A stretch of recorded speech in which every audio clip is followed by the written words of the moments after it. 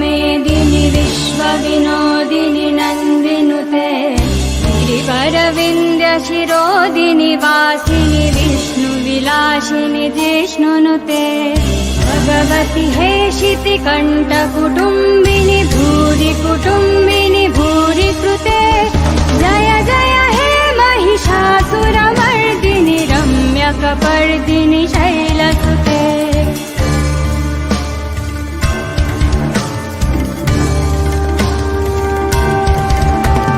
सुरवरवर्षिणि दुर्धरदर्शिनि दुर्मुखमर्षिनि हर्षरते त्रिभुवनपोषिणि शङ्करतोषिणि किल्बिषमोषिनि घोषरते धनुजनि रोषिनि दितिश्रुतरोषिनि दुर्मथतोषिनि सिन्धुसुते जय जय हे महिषासुरमर्दिनि रम्यकपर्दिनि शैलसुते जय जय हे महिषासुरमर्दिनि रम्यकपर्दिनि शैलसुते जय जय हे Mahishasuramardini रम्यकपर्दिनि शैलसुते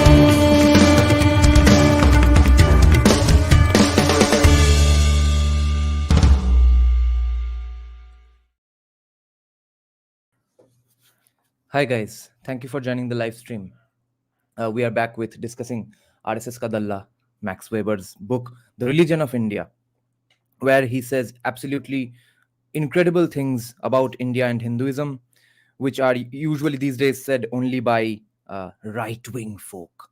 And for those of you who are getting into this discussion of the book with us for the first time only on this live stream, you have no idea what you have missed on the previous live streams. So check out our playlist called Max Weber on India, or I think I've named it Max Weber, The Religion of India, because this book is called The Religion of India, the sociology of Hinduism and Buddhism. Okay, that's the basic background.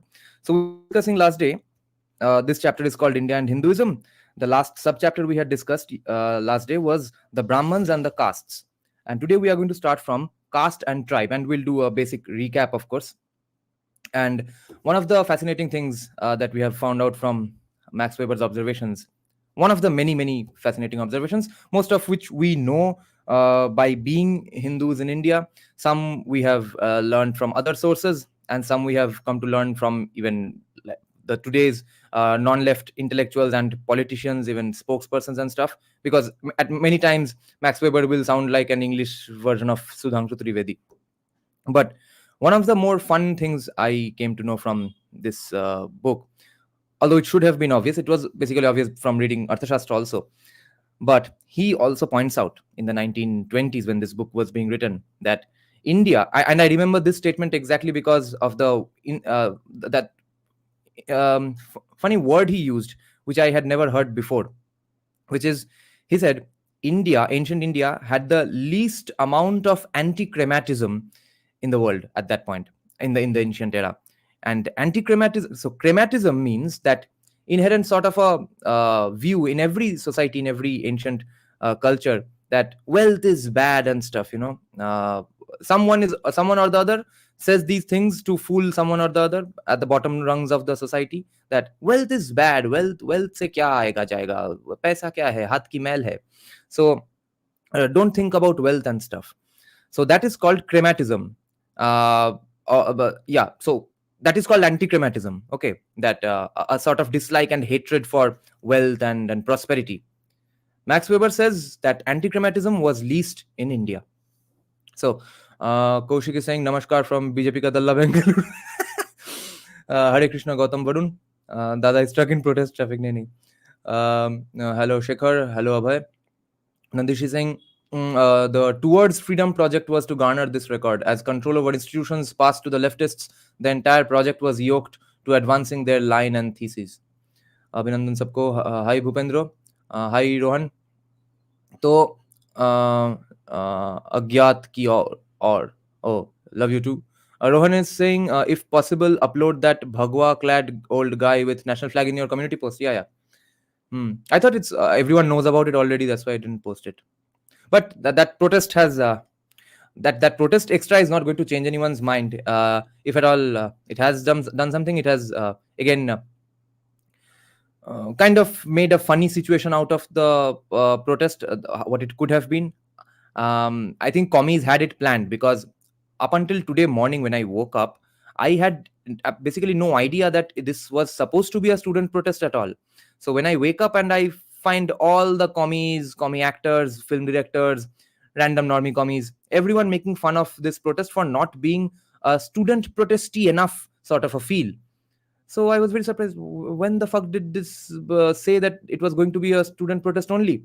So then I called up mysterious sociologist, and he said that yeah, it was actually supposed to be a mysterious it was supposed to be a student protest where everyone is invited. And we know that there are the non-left in West Bengal does not have enough students to protest for them. So therefore I think it was a bad move to begin with. The student thing should have not been approached at all, because just because you want to pretend to be a commie without having that kind of liberal privilege, just because you think it succeeded in Bangladesh, just because you think these kinds of things succeed in West Bengal, so you are going to pretend to be a commie that way, usse nahi hoga. You have to play to your strengths. You have to know what your numbers are in what definitions. But anyway, the some good counter arguments have started coming up, that even those are going viral, that just up until 2 days back you all were saying, why aren't everyone united in this protest? Why are theater people protesting separately? Why are musicians protesting separately? And today you are saying that why are there so many old people in a students protest? So those kinds of hypocrisies are getting pointed out. But still, let's see. It's irritating how the non-left tries to imitate what they seem to be against. Despite other fiasco, I believe people should see this face of Bengal. Yeah, but one, that this is not going to contribute to any elections, I think. See, whoever decided to call this protest a student protest probably doesn't know that student protests, whenever they do succeed, there is massive backing of some government or the other from somewhere or the other. Okay, so a random student protest never succeeds. So this was also not going to happen. Please add links of all the books you have read, like Arthashastra. I want to read them as well. So please, if you can add them, I can. Oh yeah, thank you. Yeah, I will. More positives have come out of this protest. I'm not sure. Let's do a small recap of last day's subchapter, the Brahmans and the castes. This is where Max Weber said that there are also castes among the Mohammedans of India, taken over from the Hindus, and castes are also found among the Buddhists. Even the Indian Christians have not quite been able to withhold themselves from practical recognition of the castes. Okay, and another insane thing that he said last day, which was absent, that paragraph was absent from the copies that Nandi Shegre and M. Shastri have in their PDF versions, is that there is no conceptual way to leave Hinduism, and if you want to follow the lifestyle of a Christian, you can do that by being Hindu as well. Maybe just don't eat beef, and it's not like Christianity forces you to eat meat.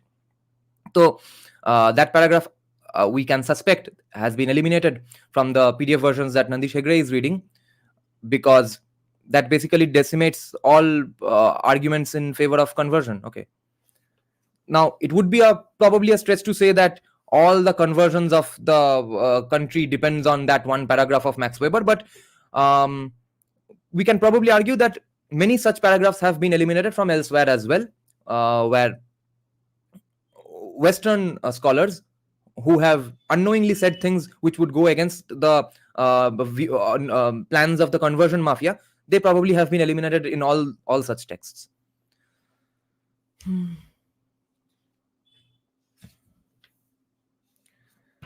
Okay, so today the Hindu caste order is profoundly shaken, especially in the district of Calcutta, old Europe's major gateway to India. Many norms have practically lost their force. Yeah, and what Max Weber did not know is that the caste order died only in its ritualistic sense, but the exact same people, same castes and their descendants are still in power and doing evil things today.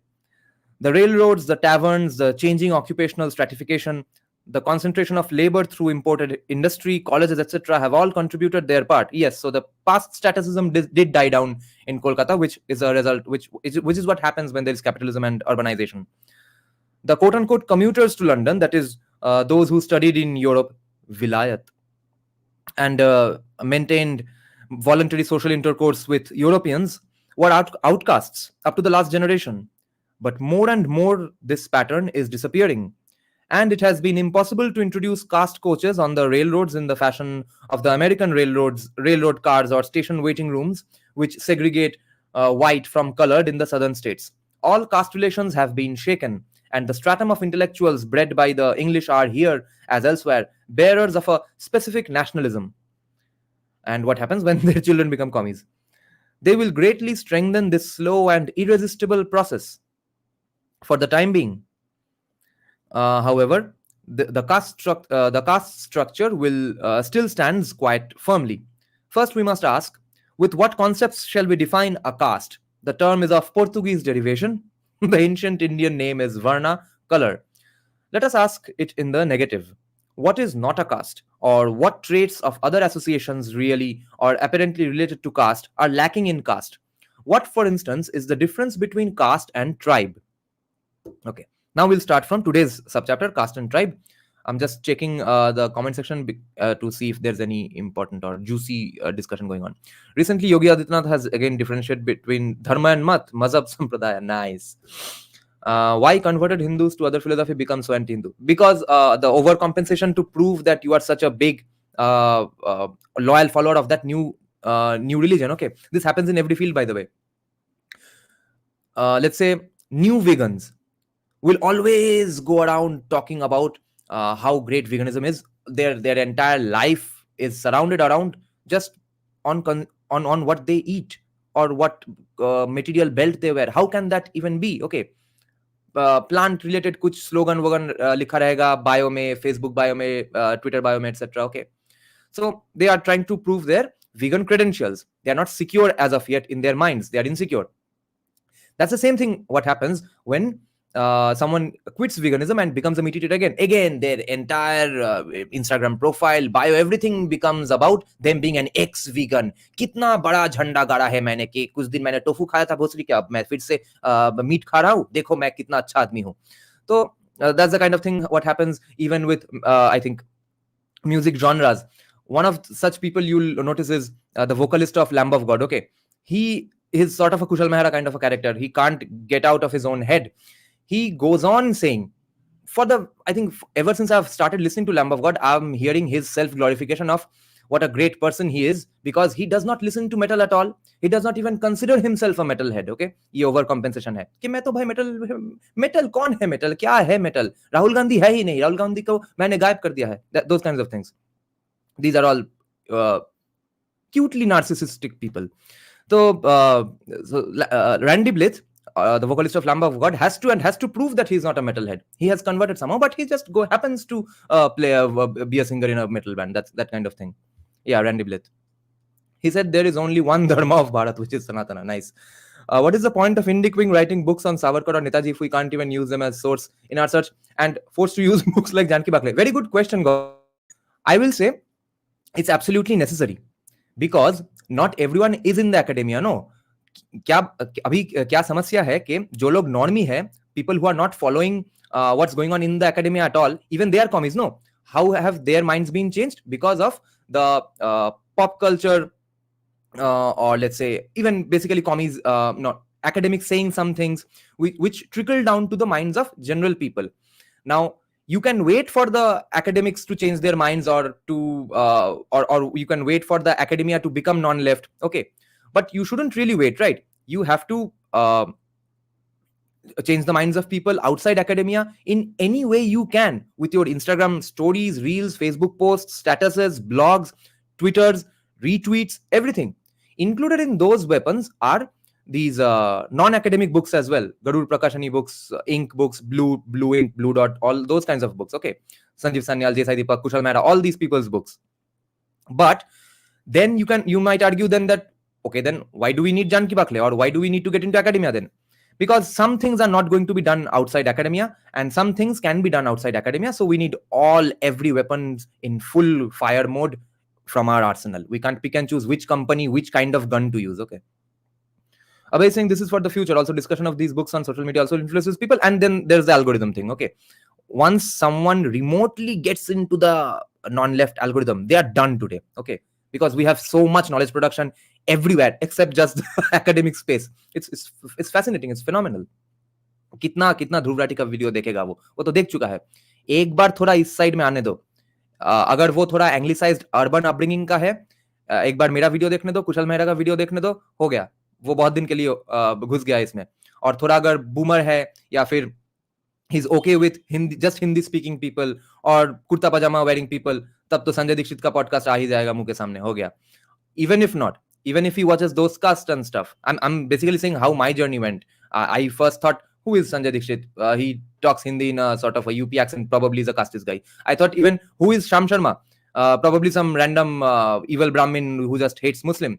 Even though, just because he was speaking in Hindi, I first came to know that non-left podcasters are probably not all evil because of Kushal Mehra. He wears t-shirt, he speaks in English. That's how I first took the non-left podcast space seriously. तो सिर्फ आने दो, बहुत तरह के लोग हैं to cater to all kinds of people. Ajit Bharti, yes, Ajit Bharti caters to another kind of people. Does the algorithm shift happen?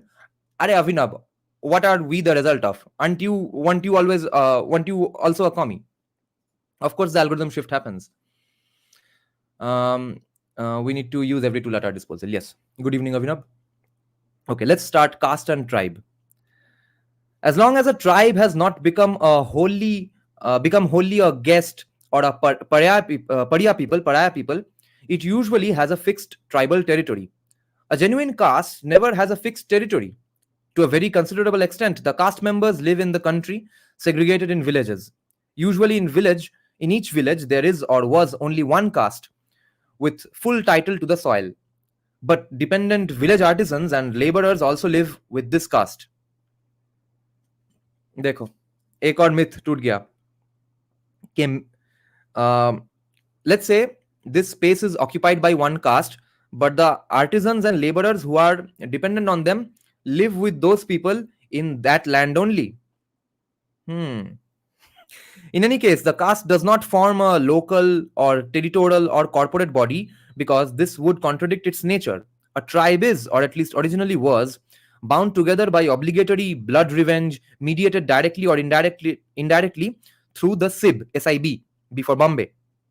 A caste has never had anything to do with such bloody revenge.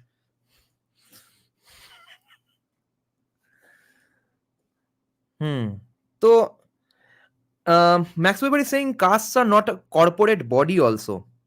That we have found many disagreements, I think, from other people like Hitesh Ranjan Shannal, Declan Quigley. They have disagreed with him at least on this. Let's see where this goes. Originally, a tribe normally comprised many, often almost all, of the possible pursuits necessary for the gaining of subsistence. A caste may comprise people who follow very different pursuits. At least this is the case today. And for certain upper castes, this has been the case since very early times. Yet, so long as the caste has not lost its character, the kinds of pursuits admissible without loss of caste are always in some way quite strictly limited. Even today, quote-unquote caste and quote-unquote way of earning a living are so firmly linked that often a change of occupation is correlated with a division of caste. This is not the case for a tribe. What Max Weber is saying here is pretty interesting. He's saying that professions have never mattered for castes, and for upper castes, this has been the case since very early times. How correct do you think he is? Because if upper castes had the freedom to join any profession, of course, there were different professions for highly educated Brahmins, those adjudicators, advisors, and stuff. Of course, there is a lack of numbers of or different kinds of professions anyway. So I don't see any problem with this. This is not the case for a tribe. Okay, let's go on. Normally, a tribe comprises people of every social rank. A caste may well be divided into subcastes with extraordinarily different social ranks. This is why you can't retrofit Jati into Varna. Today, this is usually the case. One caste frequently contains several hundred subcastes. In such cases, these subcastes may be related to one another exactly or almost exactly, as are different castes. If this is the case, the subcastes in reality are castes. True. The caste name common to all of them has merely historical significance, or almost so, and serves to support the social pretensions of degraded subcastes towards third castes. Hence, by its nature, Hence, by its very nature, caste is inseparably bound up with social ranks with a larger community. It is decisive for a tribe that it is originally and actually this is what he will later on prove. I don't know if he says so in this book only or in some other essay, which is his idea that castes were status groups. So you see, when he's saying that castes are inseparably bound up with social ranks, why is that happening? Because of the profession, because of the value of the profession, because certain professions give you certain status.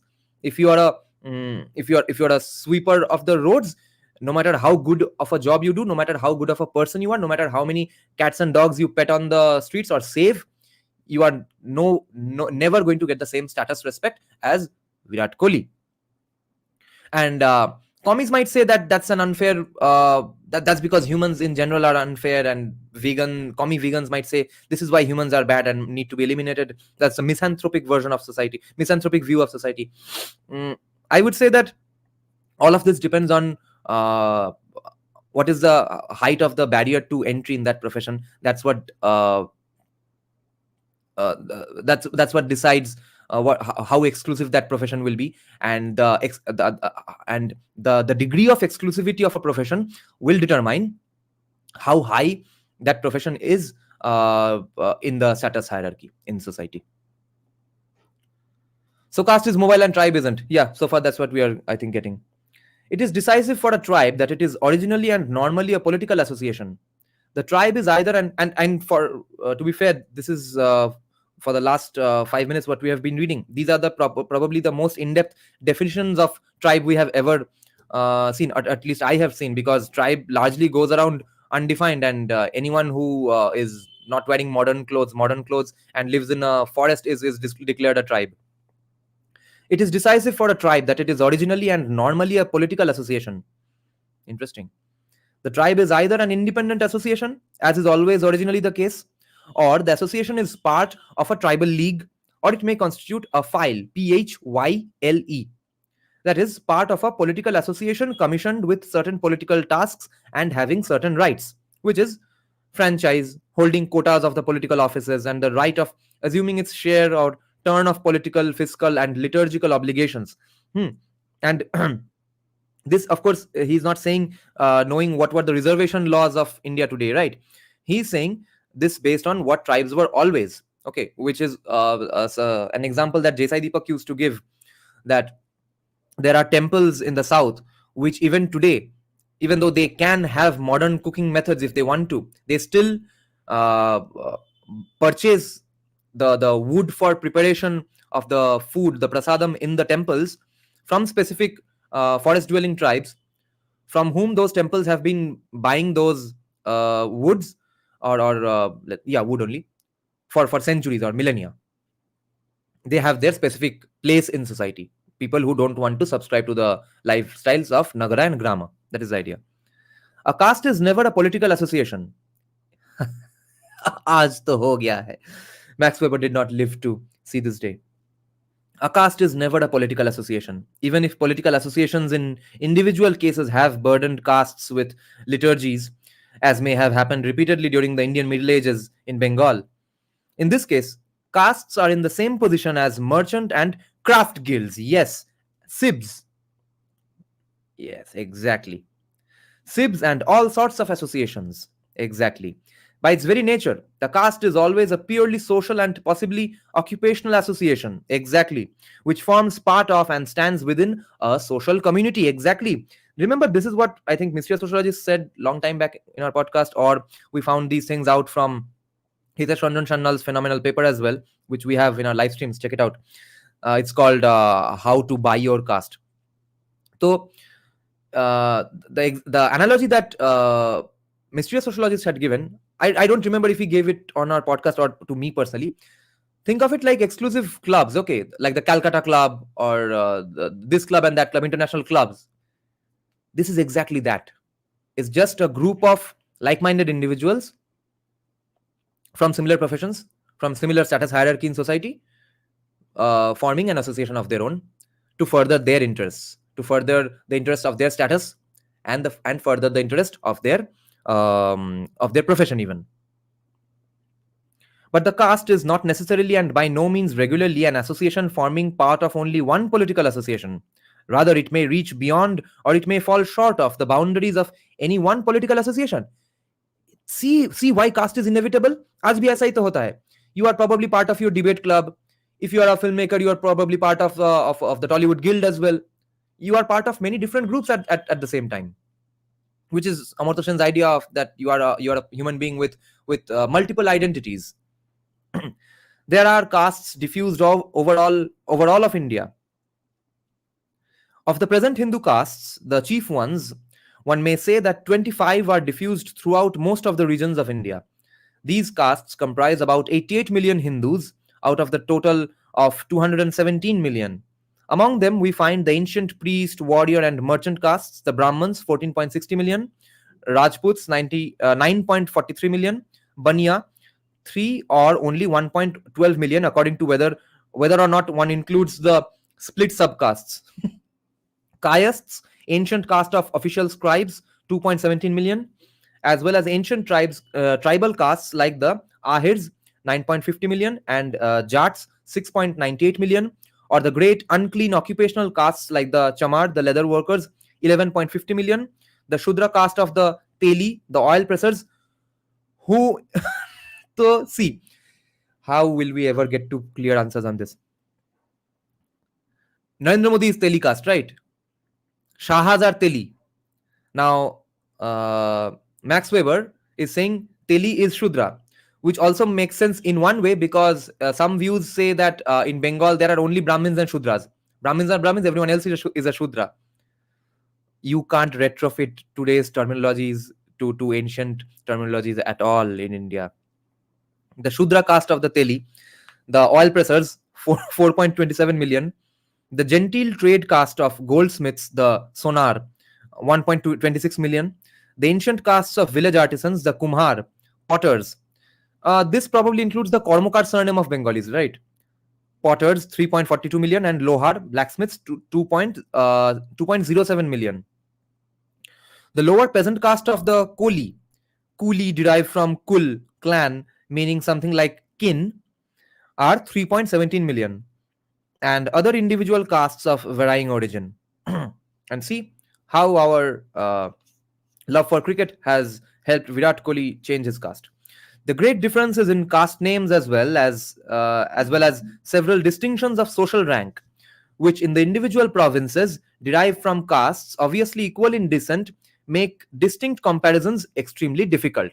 Yes, and this is what Hitesh Ranjan Shandal had proven in his paper, and I'll give you the gist of that in very short, which is that Hitesh Ranjan Shandal, trying to research the Teli castes, finds out in some villages Teli and Tili are different, and in some villages Teli and Tili are not different. Okay, they are the same caste, but crazily, even more crazily, in some villages Telis consider themselves superior and Tilis agree, and in some villages Tilis consider themselves superior and Telis agree, and all of these people have enough scriptural sources, genealogies, to back up their claim.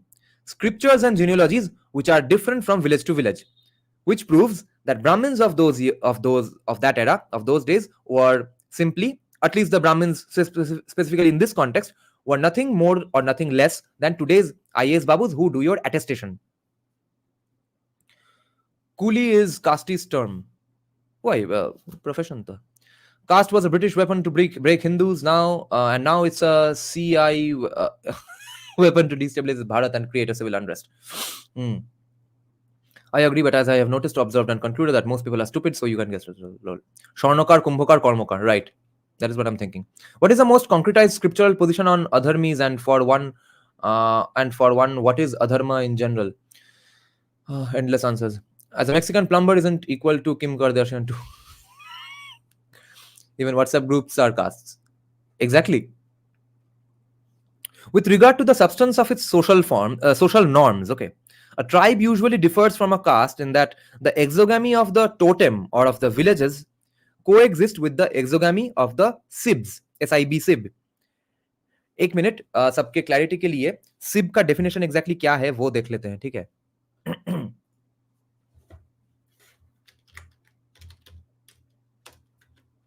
एक minute रुको.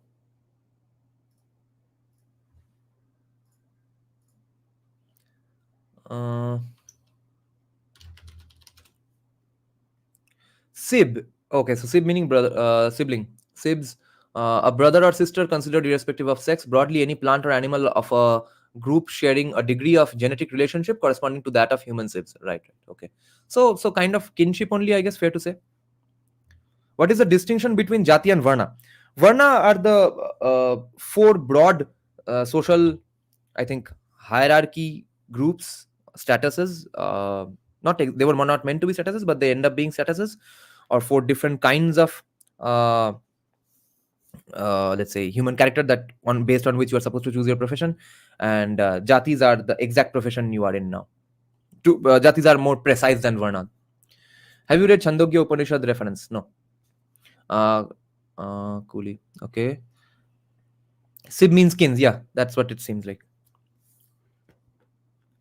So with regard to the substance of its social norms, a tribe usually differs from a caste in that the exogamy of the totem or of the villages coexist with the exogamy of the sibs.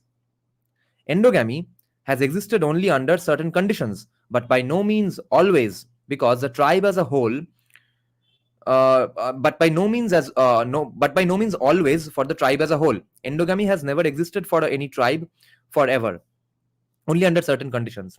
Rules of endogamy, however, always form the essential basis of a caste. Dietary rules and rules of commensality are always characteristic of the caste, but are by no means characteristic of the tribe. Yes, and let's say today's political parties' supporters are probably a tribe, so they can have exogamy. They will have different food choices. On the other hand, if status groups are same castes, so you will find that they have similar food choices.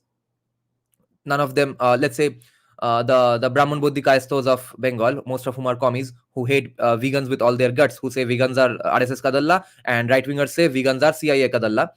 So those people, all of them will say that their favorite food is butter chicken or some versions of insane meat. Okay, and secondly, they will probably feel great joy and pride at having had beef last weekend, or they will say that they went to some food festival and had octopus, rabbit, or any goddamn animal they can find their lay their hands on.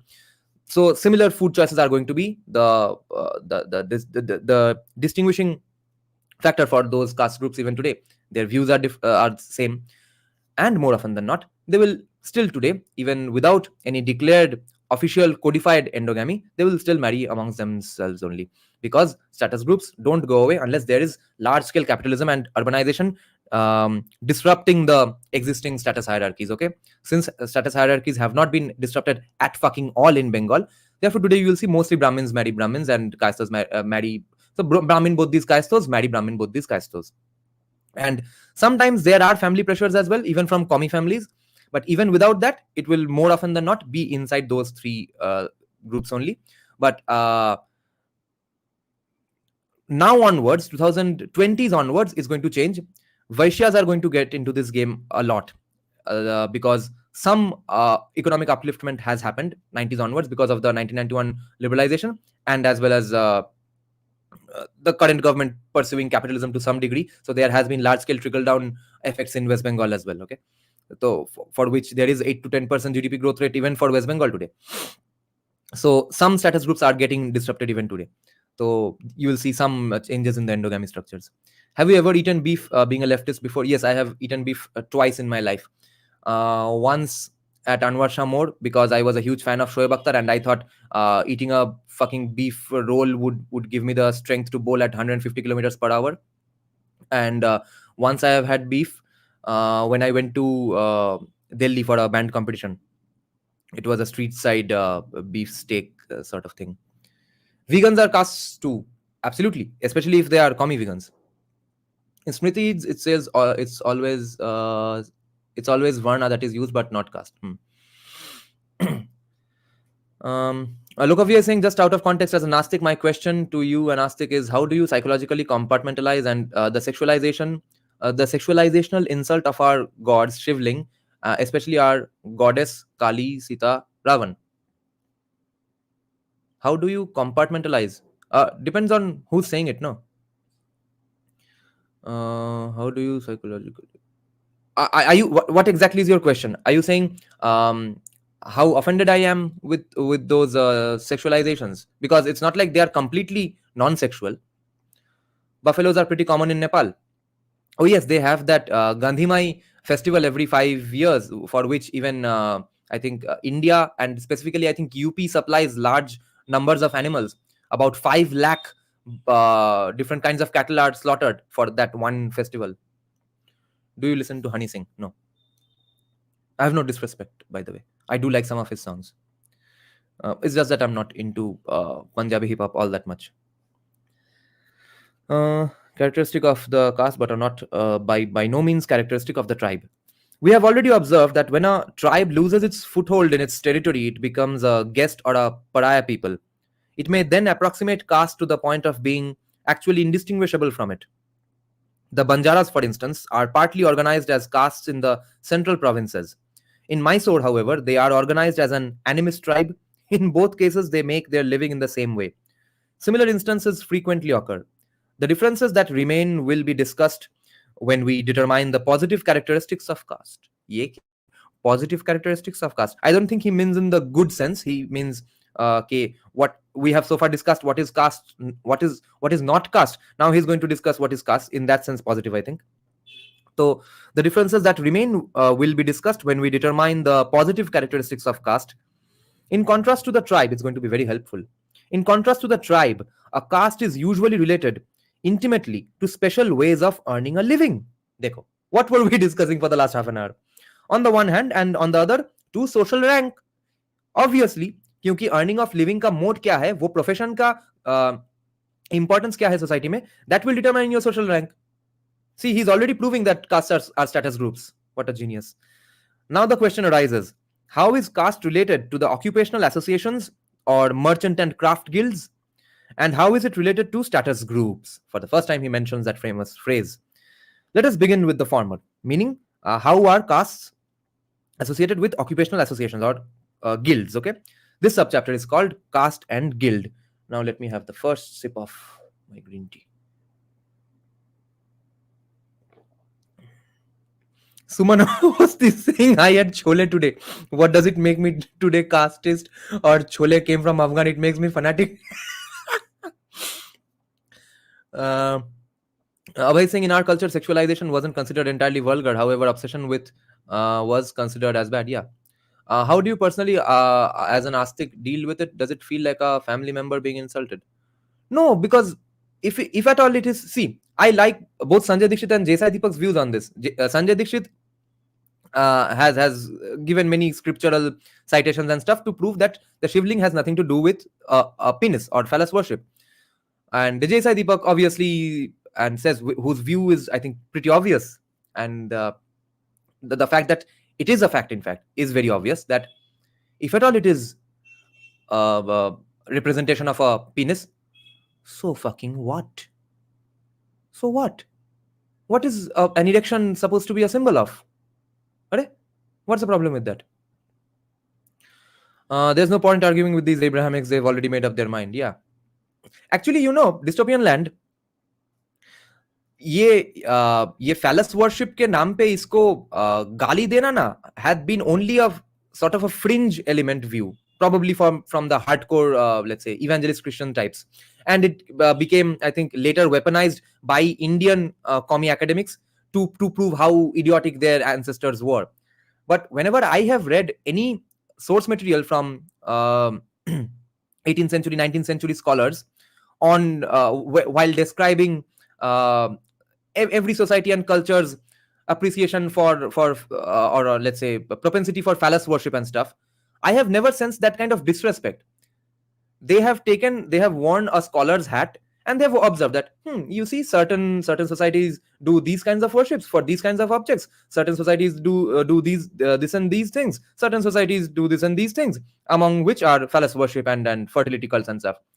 It was later weaponized by other fucking assholes.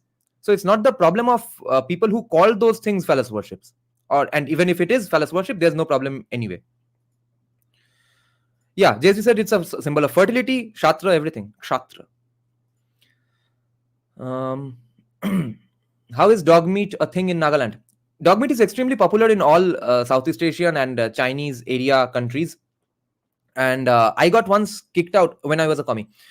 I got kicked out of veganism discussion group in Facebook by commies who are even stupider than me, for saying in a very anti-racist way, in a very, very polite way, that, when soldiers from Northeast come in certain neighborhoods in West Bengal for their election duties, there have been reports, which is known in many animal rights circles in Kolkata, that the very next day, when they live in some local primary school building and stuff, next morning or 2 days later, you find that all the stray dogs in that street have disappeared. Okay, because guess why? And so all I said was in that veganism group that, hi, people from Kolkata, soldiers might be coming in, and and there's no problem with their food choices. It's just their personal choice, of course. So how about you take extra care of those street dogs you love, and make sure they don't go out of your home just for these 2-3 days that the soldiers will stay here, okay? Because they will get fucking eaten. I got kicked out for being a racist. So what am I supposed to say? Don't protect your street dogs from people who want to eat those street dogs. Or what was I supposed to do? Ignore the fact that some people do eat street dogs. We had an Assamese colleague join the office I used to work in for a few years. She was fascinated with how many street dogs there were in and around our office in Salt Lake. Okay. And she used to say that, people eat street dogs as a sort of a weekend delicacy. So some people do. I don't. That's what she said. So there aren't that many street dogs in Assam. And in Northeast, there have been so many street dog rings busted. And China, though, we know only. And there were some Korean Olympic gold medalists or silver medalists, I think during last time's Olympics, who said that the source of our great strength is dog meat.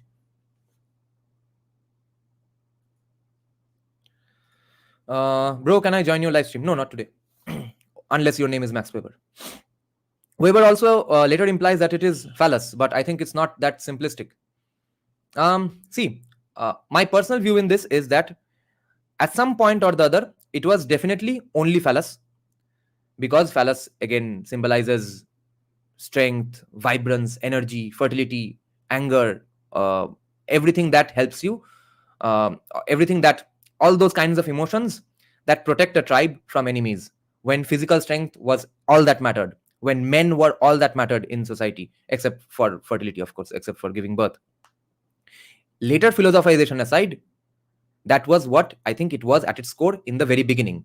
Now, I don't have a problem with the later philosophization, nor do I have a fucking problem with what it was in the very beginning, because that was the context of the day. And I stand with their freedom of cuisine. I don't, because I believe every country has, every culture can have some red lines with some animals that they ban. Every country bans some animals. So even we can ban some animals from being eaten. It's Yoni and Linga. Then why it's exclusive to Nagaland only, but not prevalent in Mizoram, Manipur, Meghalaya, etc.? That was my question. Okay. Probably because of Vaishnava influence in those lands, Mizoram, Manipur, Meghalaya. They went vegetarian, no? Okay. Bhai, tum laugh kar rahe ho. It's a matter of existential crisis today. I will eat only vegetables in dinner to get back to being vegetarian Brahmin upper caste. Yeah. Okay, so caste and guild. Guilds of merchants and of traders who figured as merchants by selling their own produce, as well as craft guilds, existed in India during the period of the development of cities, and especially during the period in which the great salvation religions originated. As we shall see, the salvation religions and the guilds were related. Hmm. What is he insinuating here? As we shall see, the salvation religions and the guilds were related, unless he means Hinduism also is a salvation religion. The guilds usually emerged within the cities, but occasionally they emerged outside. So far, he's talking about all over the world, okay? The guilds usually emerged within the cities, but occasionally they emerged outside. Hmm. Survivals of these guilds are still in existence. During the period of the flowering of the cities, the position of the guilds was quite comparable to that occupied by guilds in the cities of the medieval Occident. The guild association, the Mahajan, literally the same as Popolo Grasso, faced the prince on one hand and on the other, the economically dependent artisans. These relations were about the same as those of the great guilds of literati and of merchants with the lower craft guilds, Popolo Minuto of the Occident. In the same way, this is the, I think, the crux of the entire book, that in the same way that Hinduism or India alone cannot be blamed for casteism. Casteism is horrid. Okay, every bad thing that has happened because of casteism, those bad things are absolutely bad. But it has not happened just in India, and it's not the fault of just Hinduism. So, in the same way, associations of lower craft guilds existed in India. The Punch. Okay, this sentence is, of course, needs to go viral. This is that exact sentence I think we were looking for in the book. In the same way, associations of lower craft guilds existed in India. The Punch. Panch. Moreover, the liturgical guild of Egyptian and late Roman character was perhaps not entirely lacking in the emerging patrimonial states of India. तो ये देखो ये RSS का दल्ला क्या कर रहा है. Not only is he saying that it's not to be blamed only on India and Hinduism, he is in fact saying that India was inspired to do these bad things from Egypt and Rome. देखो ये है सुधांशु त्रिवेदी का English version, German version, सुधांशुवन त्रिवेदी. तो these liturgical guilds of Egyptian and late Roman character were perhaps not entirely lacking in the emerging patrimonial states of India. The uniqueness of the development of India, let's see, lay in the fact that these beginnings of guild organization in the cities led neither to the city autonomy of the Occidental type, nor after the development of the great patrimonial states, it did not lead to neither to a social and economic organization of the territories corresponding to the territorial economy of the Occident. Territorial economy of the Occident. So it was not like one caste held just one place, and therefore, based on the profession of that caste, just that place succeeded or prospered based on the economics of that profession. Okay, that did not happen in India, which happened in fact Egypt and Rome. So Sudhanshuvan Trivedi is saying that it was unique in a way that it was actually better than how it happened in Egypt and Rome. Rather, the Hindu caste system, whose beginnings certainly preceded these organizations, became paramount. In part, Hindu became paramount. In part, this caste system entirely displaced the other organizations. In part, it crippled them. It prevented them from attaining any considerable importance. The spirit of this caste system, however, was totally different from that of the merchant and craft guilds. The quote-unquote spirit. The merchant and craft guilds of the Occident cultivated religious interests, as did the castes. In connection with these interests, questions of social rank also played a considerable role among guilds. Which rank order the guilds should follow during processions, for instance, was a question occasionally fought over more stubbornly than questions of economic interest. Furthermore, in a closed guild, quote-unquote closed guild, that is, one with a numerically fixed quota of income opportunities, the position of the master was hereditary, right? There were also quasi-guild associations and associations derived from guilds in which the right to membership was acquired in hereditary succession. In late antiquity, membership in the liturgical guilds was even a compulsory and hereditary obligation in the way of a glebia adscriptio, which bound the peasants to the soil. Yeah, this happened when the deurbanization happened in India after the invasions. Finally, in the medieval Occident, there were opprobrious trades which were religiously declassé. These correspond to the quote-unquote unclean castes of India. Okay? The fundamental difference, however, between occupational associations and caste is not affected by these circumstances. First, that which is partly an exception and partly an occasional consequence for the occupational association is truly fundamental for the caste. the magical distance between castes in their mutual relationships. The ritual based distance between castes in their mutual relationships.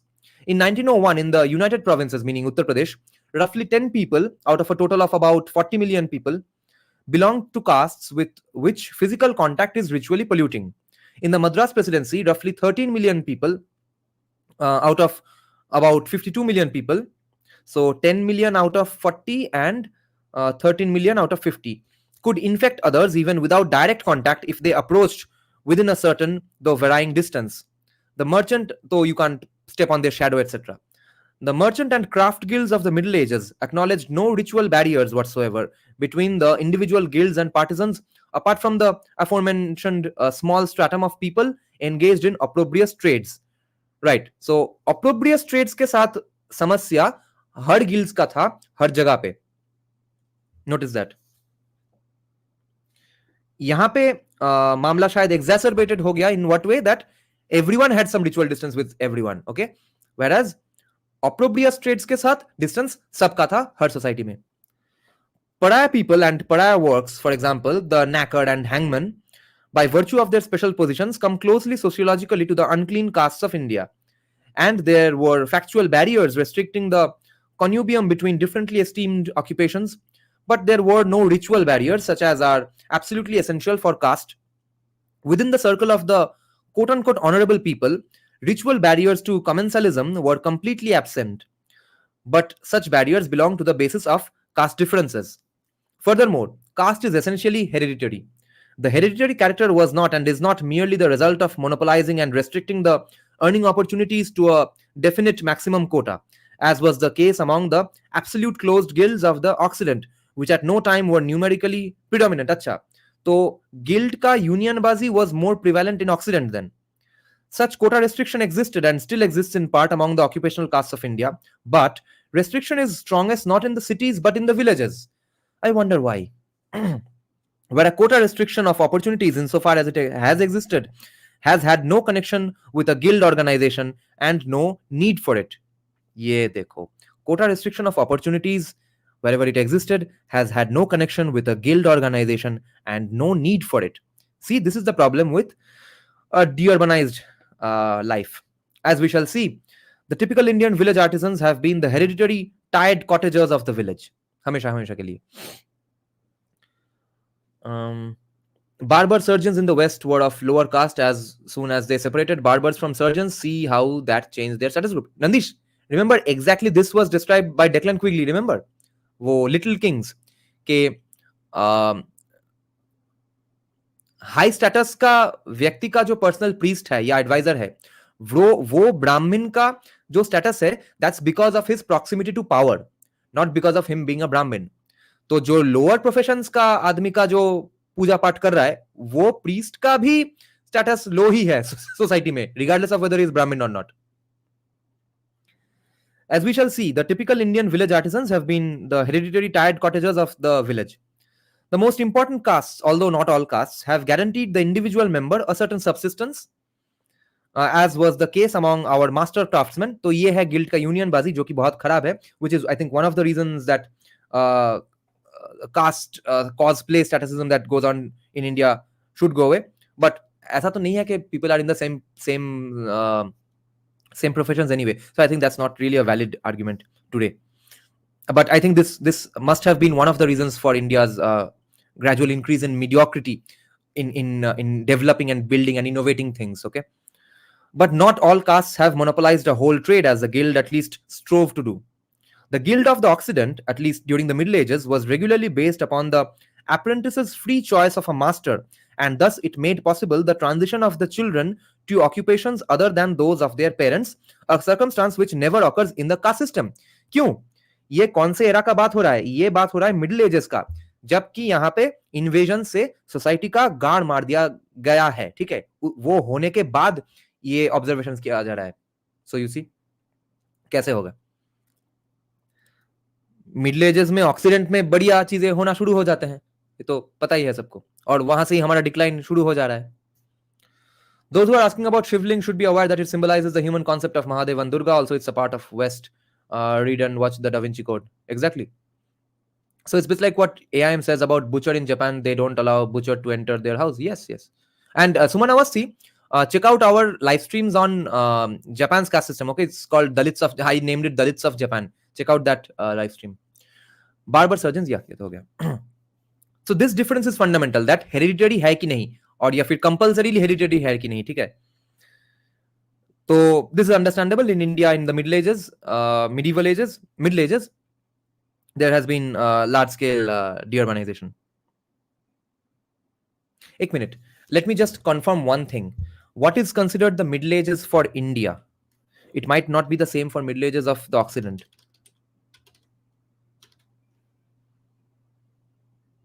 Yeah, 500 to 1500 AD.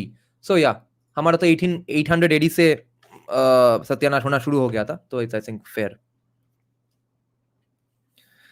This difference is fundamental. Whereas the closure of the guilds toward the outside, okay, closure of the guild towards the outside became stricter with diminishing income opportunities among the castes. The reverse was often observed. ये देखो. Closure of the guilds toward the outside became stricter with diminishing income opportunities. So you see, Max Weber is unknowingly also giving sort of a again apologia for why castes became closed groups, more and more closed groups, because of diminishing income opportunities. And diminishing income opportunities कब होता है? जब capitalism का कोई भोसला बना देता है and society में बहुत अत्याचार चलता है एंड डीअर्बनाइजेशन होता है. ठीक है, ये तो चाणक्य का भारत नहीं है. वहां पे तो उस भारत में जो कि नॉन चाणक्य एंटी चाणक्यन भारत है, वहां पे कहाँ का ये तुम्हारा इनकम अपॉर्चुनिटी आएगा? तो जब इनकम अपॉर्चुनिटी डिमिनिश होगा तब ही ये closure of guilds towards the outside becomes stricter. And यही चीज एक कॉमी के दिमाग में आज तक नहीं घुसा है. तो this difference is fundamental. Whereas the closure of the guilds towards the outside became stricter with diminishing income opportunities among the castes, the reverse was often observed. Namely, they maintained the ritually required way of life and hence their inherited trade most easily when income opportunities were plentiful. तो income opportunities जब प्लेंटिफुल है तब भी अगर कोई ये inherited trade में जा रहा है तब प्रॉब्लम है कि वहां पे मीडियोक्रिटी घुस जाएगा. इसलिए भी ये चीज गलत है, जो कि आजकल वैसे भी नहीं होता है. How would a commie react when he realizes Marx was racist against Indians? That would be the same way that I would react for anyone I read who were also racist towards Indians. Like, you can't stop. If you are a philosophy student, if you are genuinely interested in philosophy, let's say, you will end up or have to read Kant if you want a complete grasp on modern philosophy. Kant was absolutely racist against every non-white people. He said Indians are very stupid, idiot, but they can at least be trained to do some menial labor. Africans se to wo bhi nahi hoga. That was Kant's view. So I take Marx in that same view. And it's in many times I have said some things about some people or the other as well. I hope no one takes all my views based on just those things only. So diagnosing an outgroup for different reasons should not be a precursor to judging a person's views on something else. I have been following you when you had 2K or so subs and long hair. Thank you. Okay. Another difference between guild and caste is of even greater importance. The occupational associations of the medieval Occident were often engaged in violent struggles among themselves, but at the same time they evidenced a tendency towards fraternization. अच्छा, तो violent struggle among themselves भी होता था, मगर fraternization भी होता था. Interesting. So you see, what Max Weber said here, that hence their inherited trade most easily when income opportunities were plentiful. ये plentiful ना मैक्स वेबर के नजरिए से plentiful हो सकता है, but relatively what Indian society was from, if you compare to the pre-Middle Ages, in that perspective, so it was not plentiful. So what we observe in the Middle Ages, since everything in India was a, let's say, basically a distorted and eroded form of what it was 1,000 years back, even the caste system would be exactly that, a devolved, eroded and a distorted version from what it was 1,000 years prior. But at the same time, they evidenced a tendency towards fraternization.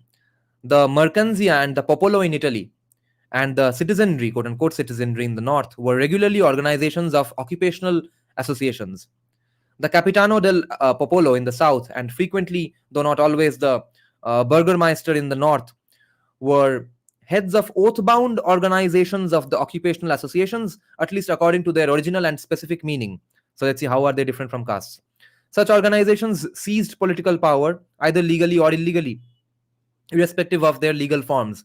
The late medieval city, in fact, rested upon the fraternization of its productive citizenry. This was at least the case where the political form of the medieval city contained its most important sociological characteristics. As a rule, the fraternization, the brotherhood of the citizenry, was carried through by the fraternization of the guilds. Just as the ancient polis, POLIS, police, in its innermost being rested upon the fraternization of military associations and SIBs. Note that the base was fraternization. It was not of secondary importance that every foundation of the Occidental city in antiquity and the Middle Ages went hand in hand with the establishment of a cultic community of the citizens. Let's see if this is different from what happened in India, according to Max Weber. So he's saying it's very important to note that every foundation of the Occidental city, whether in the ancient era or in the Middle Ages, went hand in hand with the establishment of a cult-like community, a cultic community of the citizens. Furthermore, it is of significance that the common meal of the Prytanes, Pryta, T for Timbuktu, Tanes, the drinking rooms of the merchant and craft guilds, and their common processions out to the church played such a great role in the official documents of the Occidental cities, and that the medieval citizens had, at least in the Lord's Supper, commensalism with one another in the most festive form.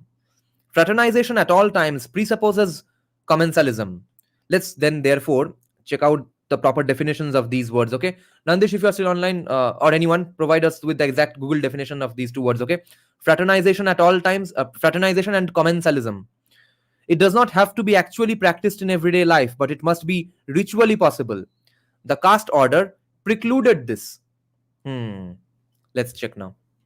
I will check some comments, check some definitions, exact definitions to be clear. Fraternization. Fraternization is the act of forming close relationships between people and groups. Okay. Commensalism, symbolic relationship in which one species benefits while the other is neither harmed nor helped. Okay. And preclude, prevent from happening, prevent from make impossible. Okay. So now we have realized what are the small nitty-gritty differences between the Occidental guild groups and India's caste groups. Let's see. So in the Occidental guild groups, fraternization at all times presupposed commensalism. कि commensalism होगा, एक वो business का relation होगा जिसके अगर मैं तुम्हारे से बिजनेस करके कोई प्रॉफिट में आऊं तो इससे तुम्हारा कोई नुकसान भी नहीं हुआ, तुम्हारा कोई लाभ भी नहीं हुआ, ऐसा अगर रिलेशनशिप है तो उसके बेसिस पे फ्रेटरनाइजेशन भी होगा. It does not have to be actually practiced in life, but it has to be ritually possible. The caste did not allow this. Complete fraternization of castes has been and is impossible because it is one of the constitutive principles of the castes that there should be at least ritually inviolable barriers against complete commensalism among different castes. This is the result of deurbanization. And I think, which is why people, even if they have not read Communist Manifesto, still have a socialist and commie bent of mind in India. That because these things are associated and compound to socialist kind of thinking, compound to caste-like thinking compound to socialist thinking. Complete fraternization of caste has been and it is impossible because it is one of the constitutive principles of the castes that there should be at least ritually inviolable barriers against complete commensalism among different castes. But how much was commensalism really going to be banned? Okay, क्योंकि coordination तो करना पड़ेगा. As with all sociological phenomena, the contrast here is not an absolute one, nor are transitions lacking. Yet it is a contrast which is essential features, which in essential features has been historically decisive. क्योंकि इस बीच बीच में वो अटेस्टेट करने वाले genealogy, मतलब fake जीनियोलॉजीज बना देने वाले ब्राह्मण्स भी थे, जबकि जो कि हितेश रंजन शान्याल प्रूफ करता है उसके पेपर में कि anyone who makes some money hires a Brahmin, make up a fake genealogy, because उन दिनों में तो रिजर्वेशन नहीं था दलितों के लिए और कोई भी लोअर कास्ट के लिए, तो everyone had the incentive to declare themselves upper caste, तो everyone tried to declare themselves upper caste in those ways. Today everyone hires a Brahmin IAS, Brahmin slash IAS to attest it and declare themselves OBC. As with all sociological phenomena, the contrast here is not an absolute one, nor are transitions lacking. Yet it is a contrast which, in essential features, has been historically decisive. This is, I think, a fair statement. That transitions bhi tha, absolute bhi nahi tha, magar it has been historically decisive. The commensalism existing between castes really only confirms the rule. For instance, there is commensalism between certain Rajput and Brahmin subcastes, which rests upon the fact that the latter half of early years being the family priests of the former. If the member of a low caste merely looks at the meal of a Brahman, it ritually defiles the Brahman. When the last great famine caused the British administration to open public soup kitchens accessible to everyone, the tally of patrons showed that impoverished people of all castes had in their need visited the kitchens, although it was of course strictly and ritually taboo to eat in this manner in the sight of people not belonging to one's caste. A separate lower caste, the Kallars, has arisen in Bengal. Kallar, I guess the word is, I think, a little mispronounced here. ये कौन होगा? Kallar. A separate lower caste, the Kallars, has arisen in Bengal among people who had infracted the ritual and dietary laws during the famine of 1866 and in consequence had been excommunicated. Within this caste, in turn, the minority separated themselves as a subcaste from the majority. The former, maintaining a price ratio of 6 seers for the rupee, separated themselves from those maintaining a price ratio of 10 seers for the rupee. Exclusivity बरकरार रखना है. You see, and who is the... So RSS BJP have, of course, fought against these things for long. Savarkar. Today, Yogi Adityanath is, of course, one of the foremost people who have actively done these things even before becoming a chief minister, holding these langars or group eating ceremonies where caste barriers break down and stuff. And of course, other politicians have done so as well, but only to play and further caste-based politics. Yogi has done it for the opposite reason. Most of all, those OBCs, SC, ST, they fight among themselves to be of a upper caste in their caste. Yeah. Fraternization refers to friendly or intimate associations between people who are not supposed to be friendly with each other. So at the time of the famine, the strict castes were not satisfied with the possibility of cleansing magical defilement by ritual penance. Famine के वक्त ये सब कौन करेगा? The strict castes were not satisfied with the possibility of cleansing magical defilement by ritual penance. तो तुम्हारा प्रायश्चित भी नहीं होगा तब. आराम से बना लिया. अभी देखो, अभी फैमिन चल रहा है, अभी के लिए ना प्रायश्चित बंद, ठीक है, टेम्पोररी स्थगित है प्रायश्चित. Yet under the threat of excommunicating the participants, they did succeed in securing employment only of high caste cooks. The hand of these cooks were considered ritually clean by all the castes concerned. Furthermore, they made certain that often a sort of symbolic chambre séparée was created for each caste by means of chalk lines drawn around the tables and similar devices. Much ado about nothing है ना Shakespeare का play, ये है वो चीज.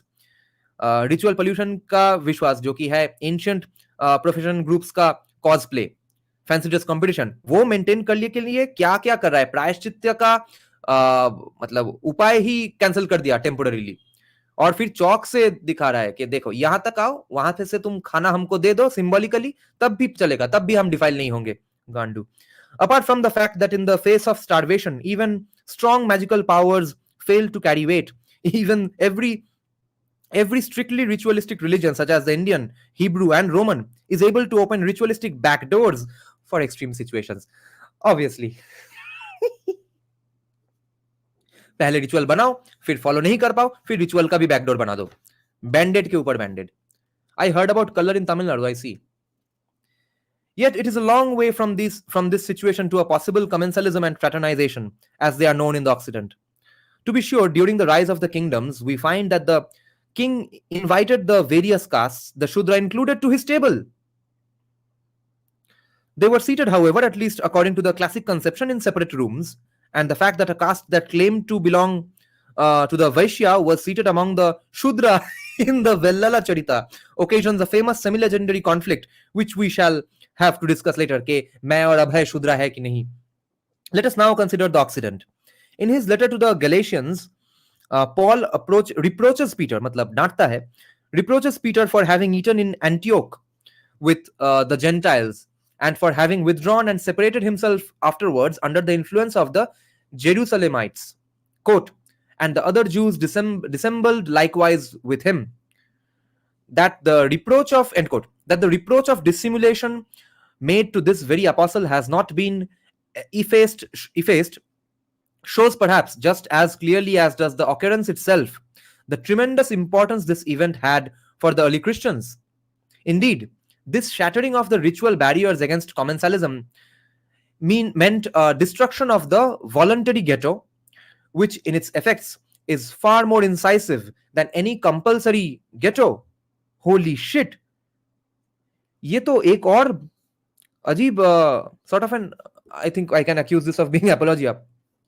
के Sudhanshu one Trivedi बोल रहा है कि one of the main features of the ghettoization could be between the Occidental caste system and the Oriental caste system is that they were kind of a voluntary measure, and here it was a compulsory measure. But we have already seen that when it is compulsory, ritualistically compulsory, there are ritualistic backdoors as well. But he's interestingly saying that shattering of ritual barriers against commensalism meant a destruction of the voluntary ghetto, and the voluntary ghetto in its effects was far more incisive than any compulsory ghetto. It meant to destroy the situation of Jewry, Jewry, Jewry as a pariah people, a situation that was ritually imposed upon these people. For the Christians, it meant the origin of Christian freedom, quote unquote freedom, which Paul celebrated triumphantly again and again, because this freedom meant the universalism of Paul's mission, which cut across nations and status groups. The elimination of all ritual barriers of birth for the community of the Eucharists, as realized in Antioch, was in connection with the religious preconditions, the hour of conception for the Occidental citizenry. This is the case even though its birth occurred more than 1,000 years later in the revolutionary conjurations of the medieval cities. For without commensalism, in Christian terms, without the Lord's Supper, no oath-bound fraternity and no medieval urban citizenry would have been possible. Okay, supper no nahi, supper no. Because without commensalism in Christian terms, without the Lord's Supper, no oath-bound fraternity and no medieval urban citizenry would have been possible. India's caste order formed an obstacle to this, which was unsurmountable, at least by its own forces. For the castes, because the castes are not governed only by this eternal ritual division. A Nawab of Bakura, Hamare Bengal ke Bakura, upon the request of a Chandala, wished to compel the Karnakar metal workers. So that is, I guess, the ancient or the medieval variation of the modern Bengali surname Kormokar. So, a Nawab of Bakura, upon the request of a Chandala, wished to compel the Karnakar metal workers caste to eat with the Chandala. According to the legend of the origin of the Mahmudpuriyas, this request caused part of this caste to flee to Mahmudpura and to constitute itself as a separate subcaste with higher social claims. Yeah, higher social claims कैसे आया? This is my question. This is Hitesh Ranjan Shandal's research. कि ये भाई कोई भी कहीं पे जाके ये हायर सोशल क्लेम कैसे कर रहा है? वहां पे कौन हेल्प कर रहा है? वहां पे ब्राह्मण नहीं कर रहा है. With absolute scriptural backing, he's attesting to his fake genealogy. तो मगर मजे की बात ये है कि चंडाल ने बोला कि नवाब साहब आप थोड़ा हमको कर्णकार के साथ बैठ के खाने का परमिशन दे दीजिए. तो वो कर्णकार भाग जाता है ये महमूदपुरा नाम के जगह पे, and they declare themselves higher caste. Even if there are no antagonisms of economic interests, this is where we get to the meat of the problem.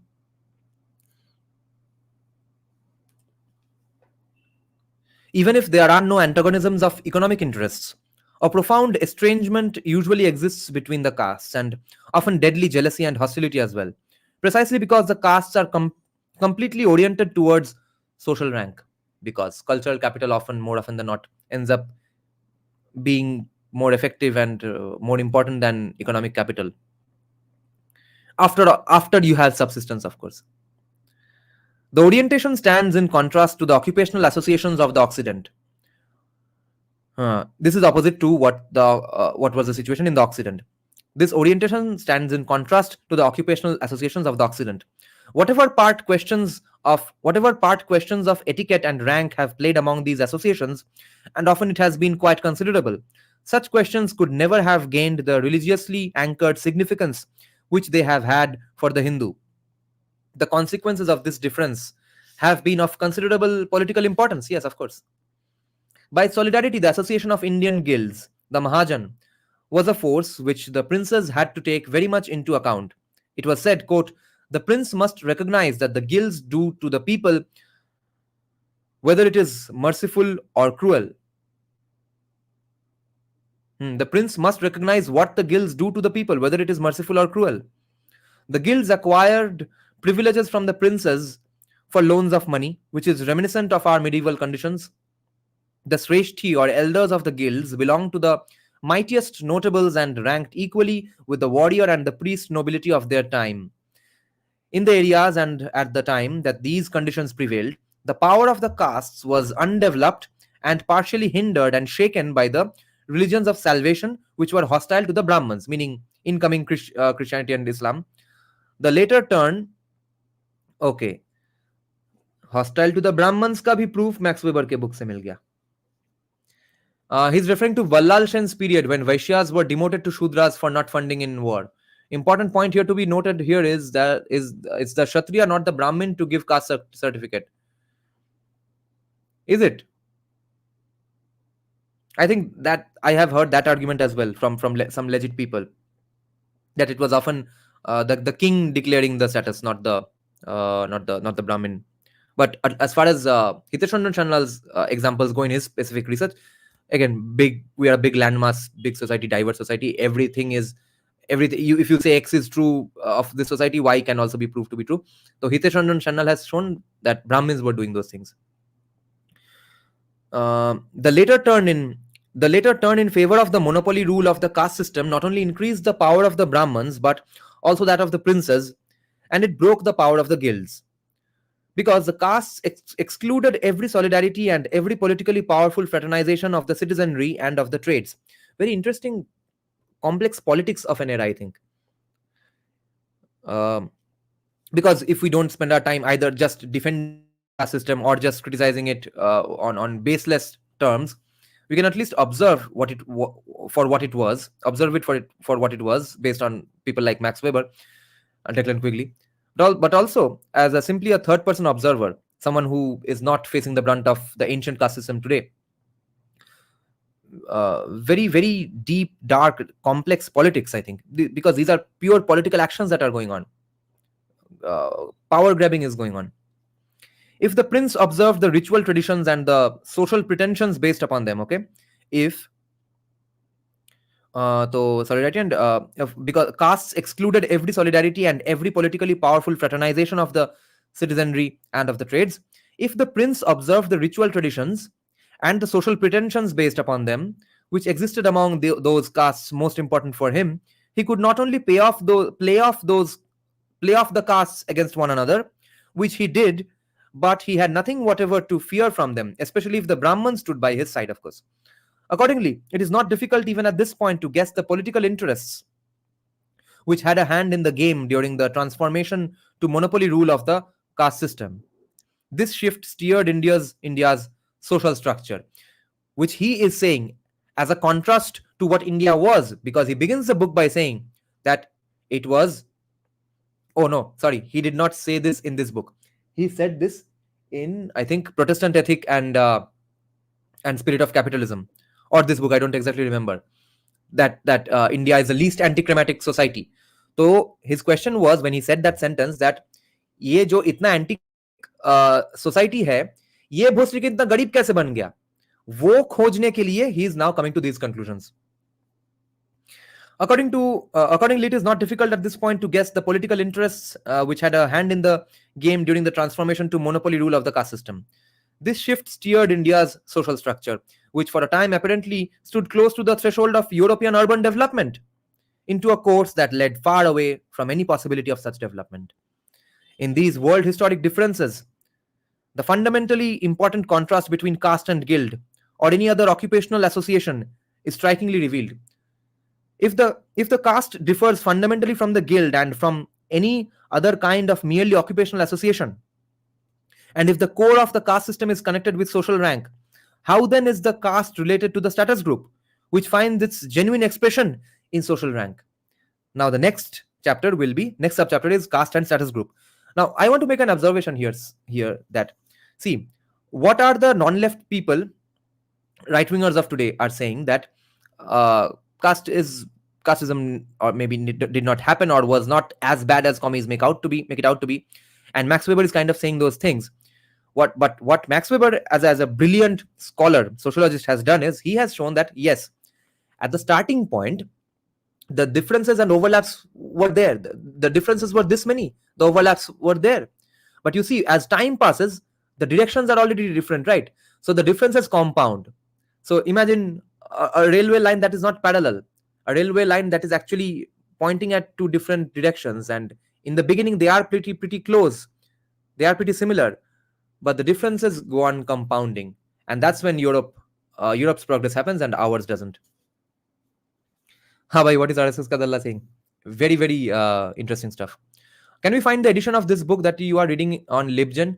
I don't think so, BB, because on Libgen only pirated versions of online PDFs are there. No, इसका किसी ने PDF बनाया है नहीं. I don't think there's a Kindle version of this book. This publication by Dev Publishers. But as for in general, if you want to read this book, that's there in Libgen. But if you want to find that paragraph which was mysteriously missing, that is not there, I think, in Libgen. I think so. Okay, now caste and status group.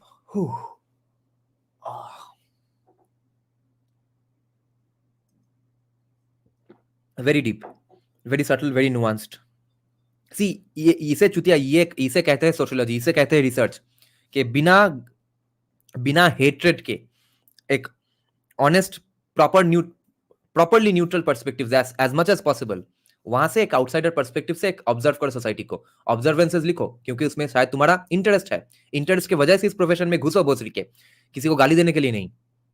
And this was also Adam Smiths view that this is why an outsider perspective is important.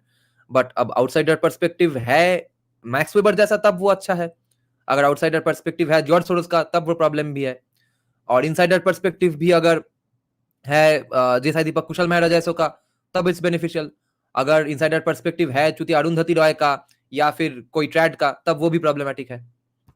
I have uploaded a ebook version of this book at Z Library, but this publication is different. No, at least we have so far diagnosed one paragraph. Yeah, this one has that paragraph, BV. Their Illinois University version does not have that paragraph. Yeah, that's, I guess you are asking dystopian land. So yeah, have you uploaded this Dev Publishers version of the book into Z Library? Only then.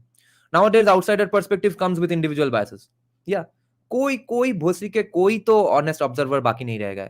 Conrad Elst, देखो, I look to him as today the foremost non-Indian observer of Indian society, and I think the best that there is, because he is dead objective as much as possible. क्योंकि देखो, मेरा problem है कि with commies and academics today is that they are saying that देखो neutrality तो possibility है ही नहीं, तो मारो गोली न्यूट्रलिटी को, सिर्फ लिव्ड एक्सपीरियंस के नाम पे चुतिया घटिया कुछ ऑटो एथनोग्राफी डाल के बना दो अपने आप को विक्टिमहुड, अपने आप को विक्टिम. ठीक है, I am saying that no, ideal एक होना चाहिए.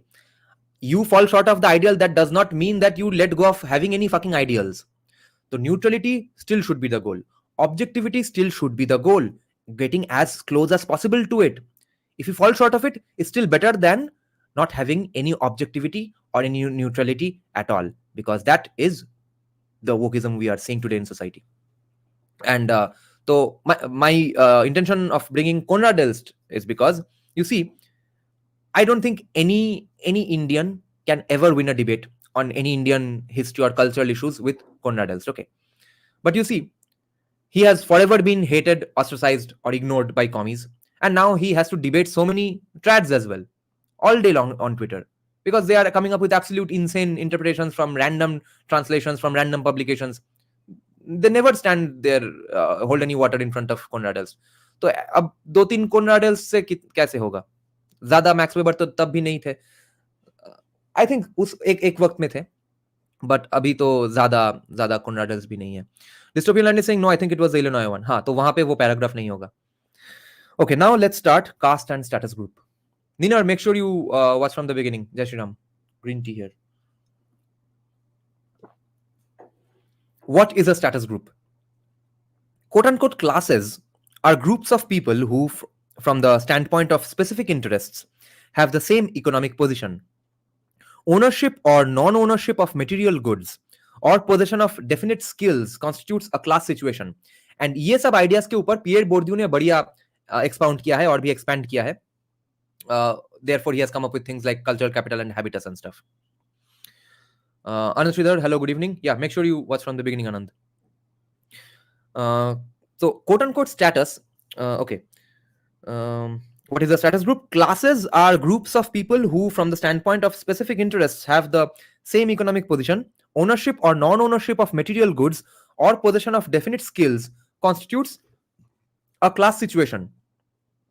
Status, however, is a quality of social honor or a lack of it, and is in the main conditioned as well as expressed through a specific style of life. ये है cultural capital and habitus. Social honor can adhere directly to a class situation, and it is also indeed most of the time determined by the average class situation of the status group members. Brilliant stuff we are getting into now.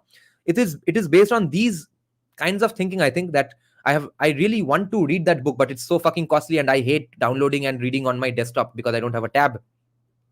Shekhar Bandyopadhyay's book, Caste in Bengal, where he has argued that the Bhadralok itself is a caste. Everything that you can say about any caste, Bhadralok in itself is a caste, comprising the Brahman, Bodhi, Kaisto. So, based on, I think, these arguments only, I wish I'll someday buy the book. It costs about 5,000 rupees because it's a proper academic book, no, from Brill or Sage. Social honor can adhere directly to a class situation, and it is also indeed most of the time determined by the average class situation of the status group members. तो ऐसा नहीं है कि status group के status के साथ class का कोई भी संपर्क नहीं है, but more often than not there will be overlaps only. But specifically, status is not exactly class. This, however, is not necessarily the case.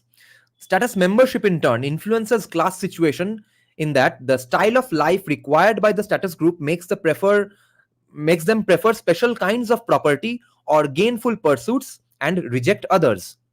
A status group can be closed, status by descent, or it can be open. A footnote says, it is incorrect to think of the occupational status group as an alternative.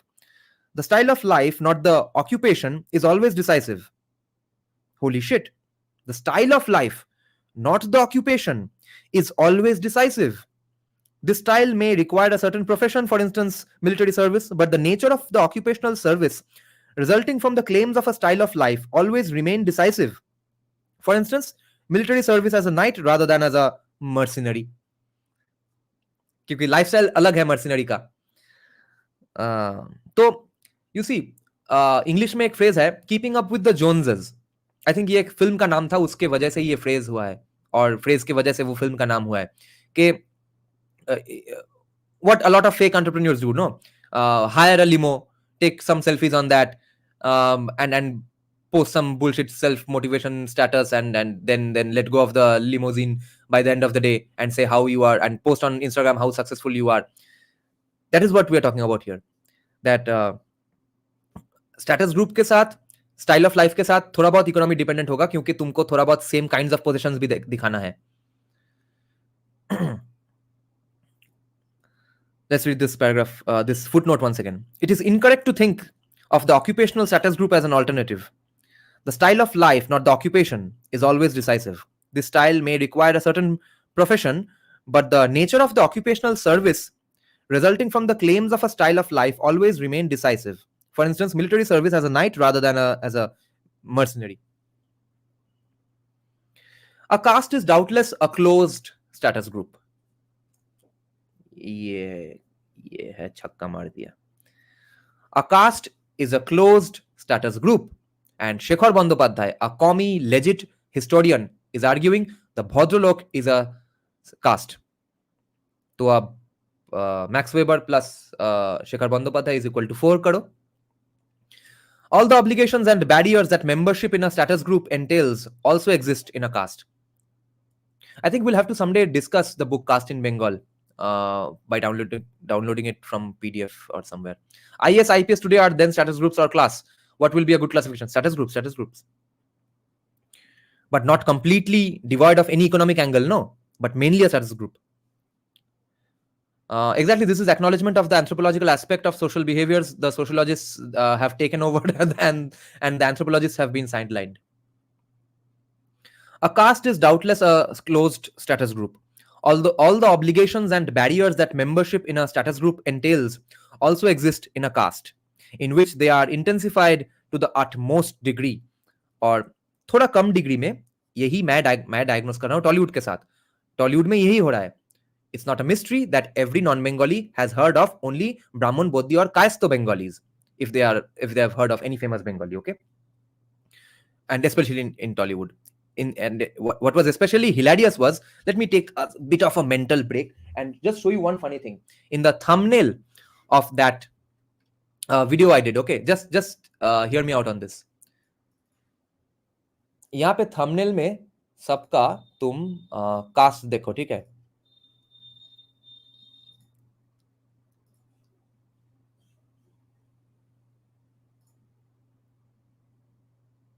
हाँ, ये जो मैंने video बनाया था कि casteism इन टॉलीवुड, वहां पे कुछ बांग्ला पक्षो काइंड ऑफ पीपल भी आके मुझे थोड़ा गाली वाली दे दिए कि हाँ, there is no casteism in Bengal. तो this is pier board in the middle. Now let me tell you the caste of all this people, okay? Raj Chakraborty, Brahmin. Soumitra Chatterjee, ब्राह्मण. श्रावंती चैटर्जी, ब्राह्मण. Ritabhari Chakraborty, Brahmin. What's her name? Churni Ganguly, Brahmin. Haranath चक्रवर्ती, ब्राह्मण. अनिर्बाण भट्टाचार्य, ब्राह्मण. जीत गांगुली, ब्राह्मण. अनुपम रॉय, कायस्थ. इंद्रदीप दासगुप्ता, बोद्दी. अरिंदम चैटर्जी, ब्राह्मण. परमब्रत चैटर्जी, ब्राह्मण. कौशिक गांगुली, ब्राह्मण. प्रसन्नजीत चैटर्जी, ब्राह्मण. कौशिक सेन, कायस्थ. श्रीजीत मुखर्जी, ब्राह्मण. स्वस्तिका मुखर्जी, ब्राह्मण. So this is the face of Tollywood, the foremost composers, actors and directors which I've put in the thumbnail. And see the caste breakup of Tollywood. I think within the IAS, IPS, there are internal castes. To me, doctors, lawyers, and judges are modern caste groups. Yeah, and academics are absolutely the evil Brahmins of yesteryears. Oh shit, ये towel डालना पड़ेगा, नहीं तो book में scratches आ जाता है. Dev Brahmin. Although Avinab, I never I'm very confused about the Adhikari surname after I came to learn that there are SC Adhikaris as well. So I'm not sure. I'm not taking that risk anymore. We have a viewer who is an SC Adhikari. So the Occident has known legally closed estates. ये देखो, ये mysterious sociologist ने बोला था. वो England का जो estates था वो भी लीगली क्लोज्ड था, in the sense that intermarriage with non members of the group was lacking. But as a rule this barred against connubium held only to the extent that marriages contracted in spite of the rule constituted misalliances, with the consequence that children of the quote-unquote left-handed marriage would follow the status of the lower partner. Doesn't it kind of sound familiar with this even? So and remember वो जो ब्राह्मो समाज था, ब्राह्मो समाज had also become a caste. They used to marry among themselves only. वो पूरा एक status group, closed endogamous status group बन गया था. Rahul Gandhi was also looking for OBC, SC, ST in Miss India, and it was Dilip Mandal who pointed out that there in fact have been SC, ST people in those positions that Rahul Gandhi was looking for. But not in Bengal, where we have solved casteism. Adhikaris from Medinipur are Brahmins, I see. Are you sure all of them? How weird. एक जगह एक side पे ये बोला जा रहा है कि शेड्यूल कास्ट तो भाई इतने मतलब पिछड़े हैं कि उनको मतलब हर कुछ से मतलब प्रिवेंट किया गया वैदिक लर्निंग वगैरह से, मगर उनका अधिकारी सरनेम भी हो गया. तो अधिकारी भाई कौन बनता था, कौन बना अधिकारी, और उसका कैसे एससी सर्टिफिकेट आ गया. Left handed marriage, okay. तो Europe still acknowledges such status barriers for the high nobility. आहा, ये देखो. Sudhanshu von Trivedi is saying in 1927, when this book is being written, Europe still acknowledges such status barriers for the high nobility. America acknowledges them between whites and Negroes, including all mixed bloods, in the southern states of the Union. But in America, these barriers imply that marriage is absolutely and legally inadmissible, quite apart from the fact that such intermarriage would result in social boycott. Among the Hindu castes at the present time, not only intermarriage between castes, but even intermarriage between subcastes is usually absolutely shunned. Max weber तो अब सबका धोती खोल रहा है, बोल रहा है कि इंटरमैरिज बिटवीन सबकास्ट भी नहीं हो रहा है. ब्राह्मण को हम अकेले कैसे ब्लेम करें. Already in the books of law, mixed bloods from different castes belong to a lower caste than either of the parents, and in no case do they belong to the three higher castes, twice born castes. A different state of affairs, however, prevailed in earlier days and still exists today for the most important castes. Today, one occasionally encounters full connubium among subcastes of the same caste, as well as among castes of equal social standing. According to Gait's general report for 1911, कोई bureaucrat होगा British India का. Gait's general report for 1911, this was the case for the equally genteel castes of the Baidya and Kayastha in Bengal, the Kanet and Khasin in Punjab, and sporadically among the Brahmins and Rajputs, and the Sonars, Nais, and the Kanets, women. Enriched Maratha peasants may avail themselves of Maratha women for a sufficient dowry. Okay, let me check Anand's question. He was asking, I have a question about this. Is there any anthropological reason why so many Brahmins and Kayasthas are in the arts? Anything to do with the social incentives provided by community itself? Anand, I think it is a matter of it is my personal view. And I think I can't remember as of now, but I think I've heard some evidences to this as well. That Brahmins and Kayasthas, being from families who are always into reading a lot, reading will always increase your critical thinking to some extent, because हमारा तो एक book का reading नहीं है, variety of kinds of reading, different kinds of reading. वो culture जब घर में है, तो वो critical thinking की वजह से, depending on the propensity of the person and depending on the societal circumstances and prosperity, they will be either great academics or great artists or both, which is why which is what always happens even today. Even poor Brahmins will send their kids, for example, to learn music from community teachers. Exactly. तो वो एक ज्ञान अर्जन करने, I am not sure if you understand Hindi. तो that thirst for knowledge and thinking, non-material cultural capital is always there in mainly the Brahmin and Kayastha castes. Vaishya castes, not so much. Has it something to do with economic prosperity which allows to devote some time in learning a side skill? No, I think it was a ritual reason. But often people of many castes were involved in temple festivals and art just because of their profession. Like today, if you hire a absolutely poverty-stricken Muslim guy to build your temple, what does that say? Nothing. In Punjab, musician was majorly lower caste, but now Jat Sikhs eradicated them completely. Maybe because they tended to be associated with temples more. Dance and music used to happen in temple. Yeah, that is what I'm saying. It has a ritual reason.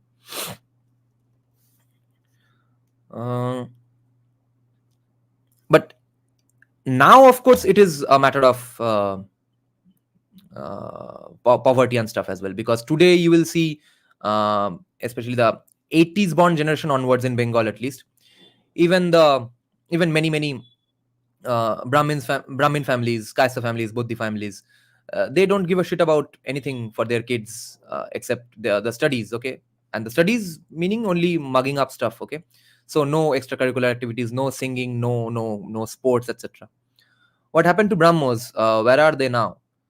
Well, Brahmos का तो शरीर खत्म हो गया, उनका आत्मा तो हर बंगाली के सीने में और आत्मा में घुस गया. Isn't it here to learn? Because the way these commie practicing Hindus, commie Durga Puja lovers talk about Hinduism and secularism, that is, those things are exactly the Brahmo Samaji view.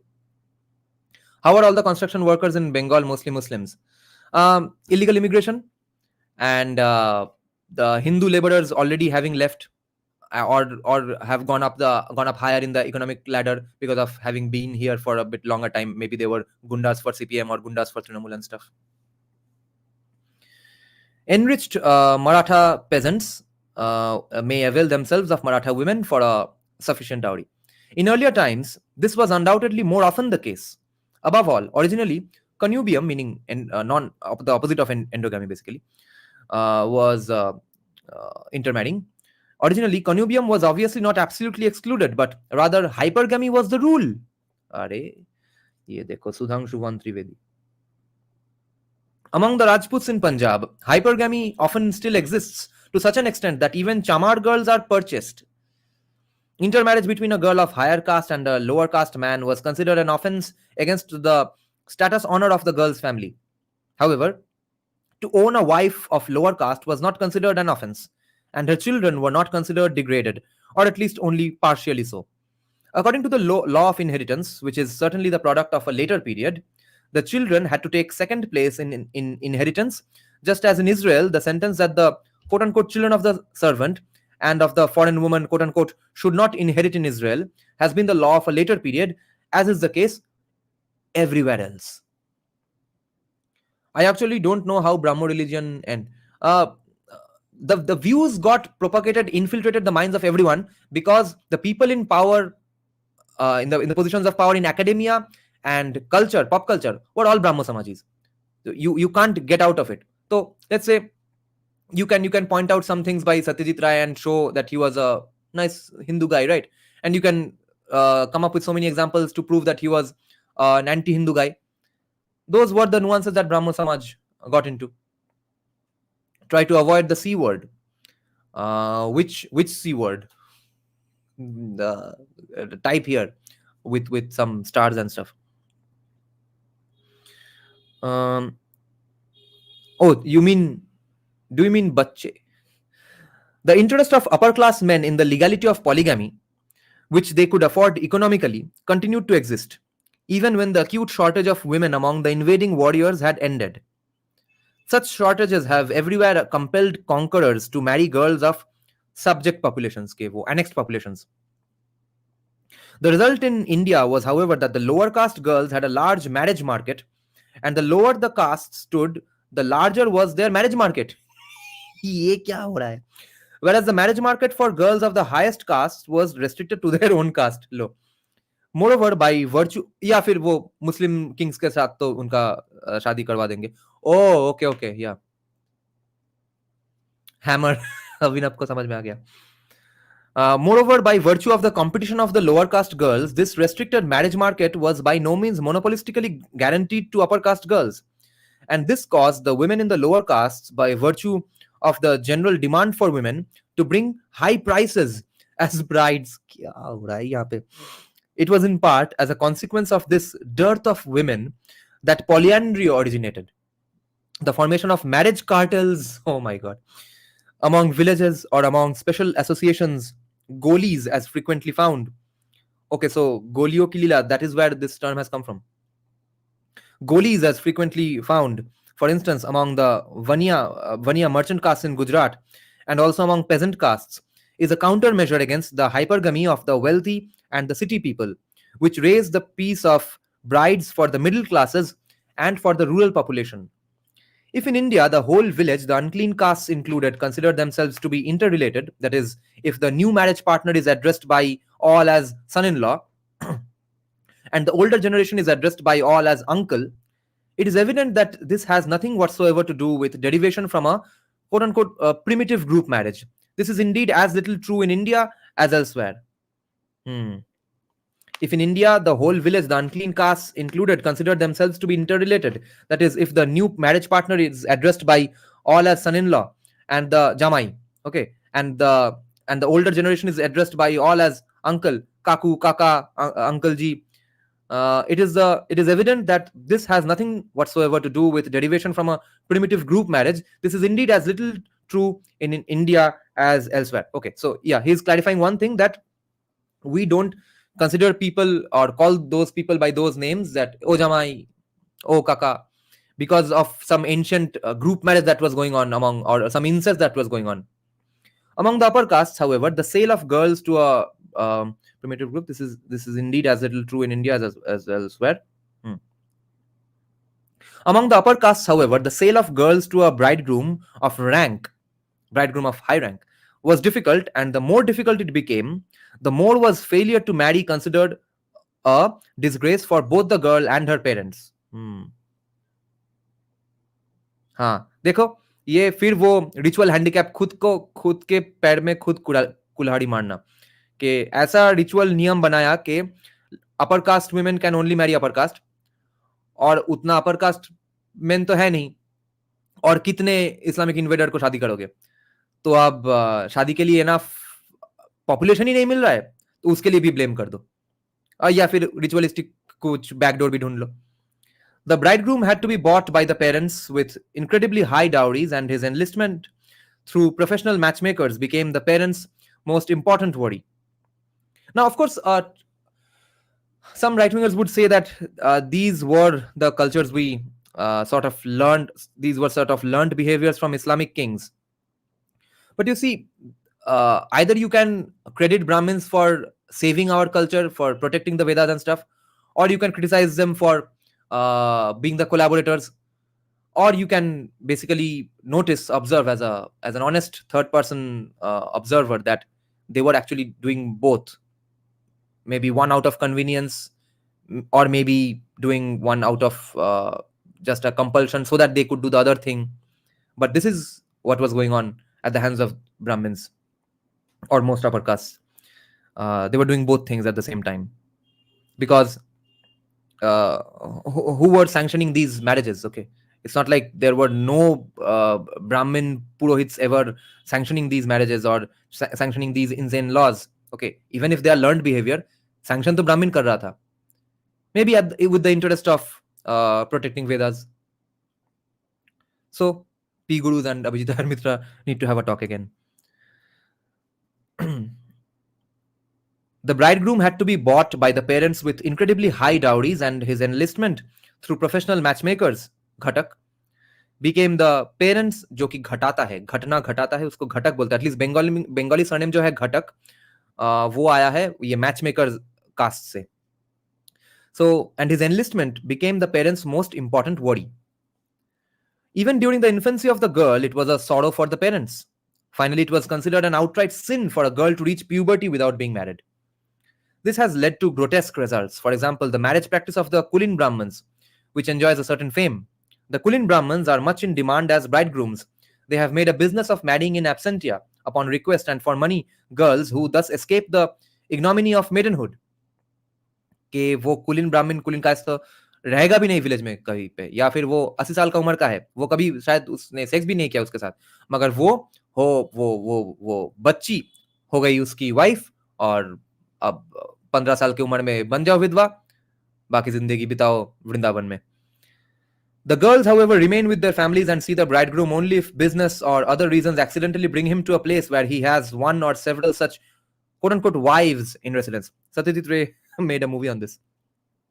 Then he shows his marriage contract to the father-in-law and uses the father's house as a cheap hotel. So these are, of course, pressures on a society because of countless numbers of invasions and evil invaders. But survival के नाम पे ये भी sanction हो रहा था. That is the reality. तो अब हमारा देयरफॉर फोरमोस्ट फोकस क्या होना चाहिए? वो ये जो पोस्ट इन्वेजन सोसाइटी का मे बी लर्नड बिहेवियर, वो किसने सैंक्शन किया था उसको गाली दे, या फिर वो इन्वेजन कभी और ना हो, वो मेक श्योर करे, वो इंश्योर करे. Then he shows his marriage contract to the father-in-law and uses the father's house as a cheap hotel. कि कब कौन कहाँ कोई इन्वेडर आके उठा ले जाएगा, तुम एटलीस्ट पूरा जिंदगी बिताओ वृंदावन में, या फिर वो फादर इन लॉ के घर पे at least kadai badai karo. In addition, without any costs, he has the enjoyment of the girl, for she is considered his quote unquote legitimate wife. Dystopian line is saying, but do we have solid evidence that the exact system was being followed across India? Yes. These are absolutely based on data. Some, if at all, some portions were not following these exact practices. What will be proven? What can be proven is that at maybe 20 years later or 20 years before, those places were also following these same things. So don't be defensive anymore. It is what it is. Let go. Yes, there were bad people. Yes, there were coping mechanisms. Yes, we were a great culture. And even if we are not a great culture, even if Ramayan recommends puppy torture, even then we have a right to survive, and we have a right to diagnose an outgroup, and we have a right to say never again. What was Savarkar's position on free speech, blasphemy? No idea.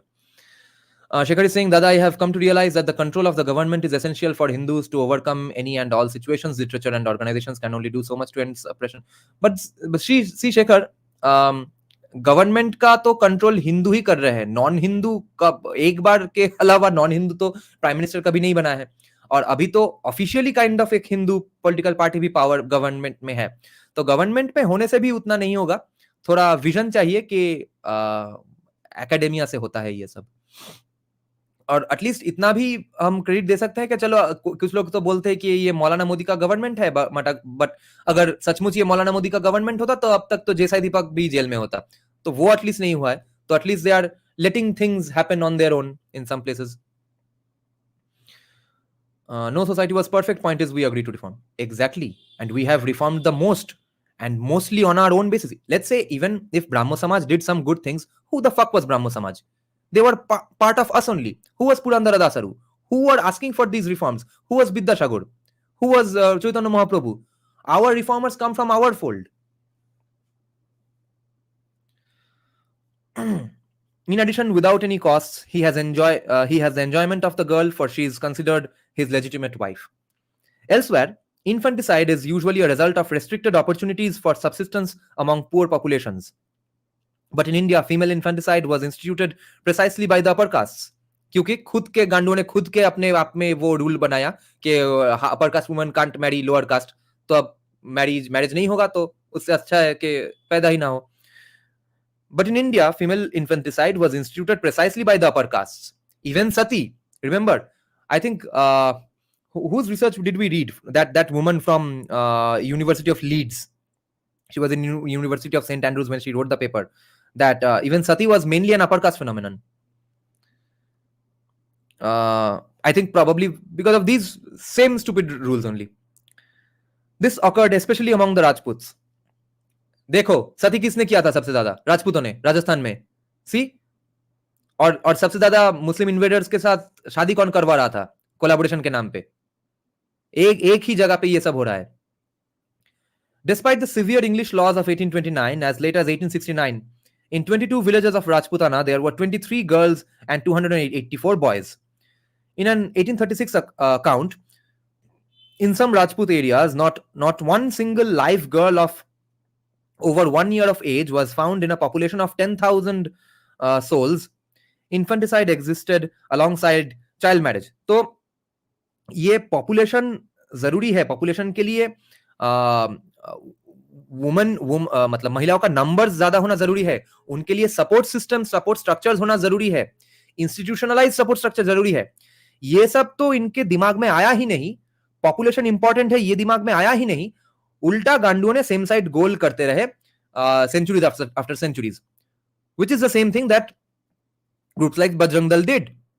Okay, they, instead of protecting Hindus from Islamic invaders, instead of protecting Kashmiri Pandits, instead of fighting to reinstate Kashmiri Pandits in Kashmir or helping any Bengali here or in Malda, they harassed Hindu couples on Valentine's Day who would have kids who were Hindus. Child marriage has determined, first, the fact that in India, some girls 5 to 10 years old are already widowed and that they remained widow for life. This is, and who reformed this in Bengal? Not a commie, not a Christian, not a white guy. Ishwar Chandra Vidyasagar, who was, by the way, vegan, as shown by Sunil Gangopadhyay in his book Shei Shomoy. Shei Shomoy only. This is connected with widow celibacy, an institution which in India as elsewhere was added to widow suicide.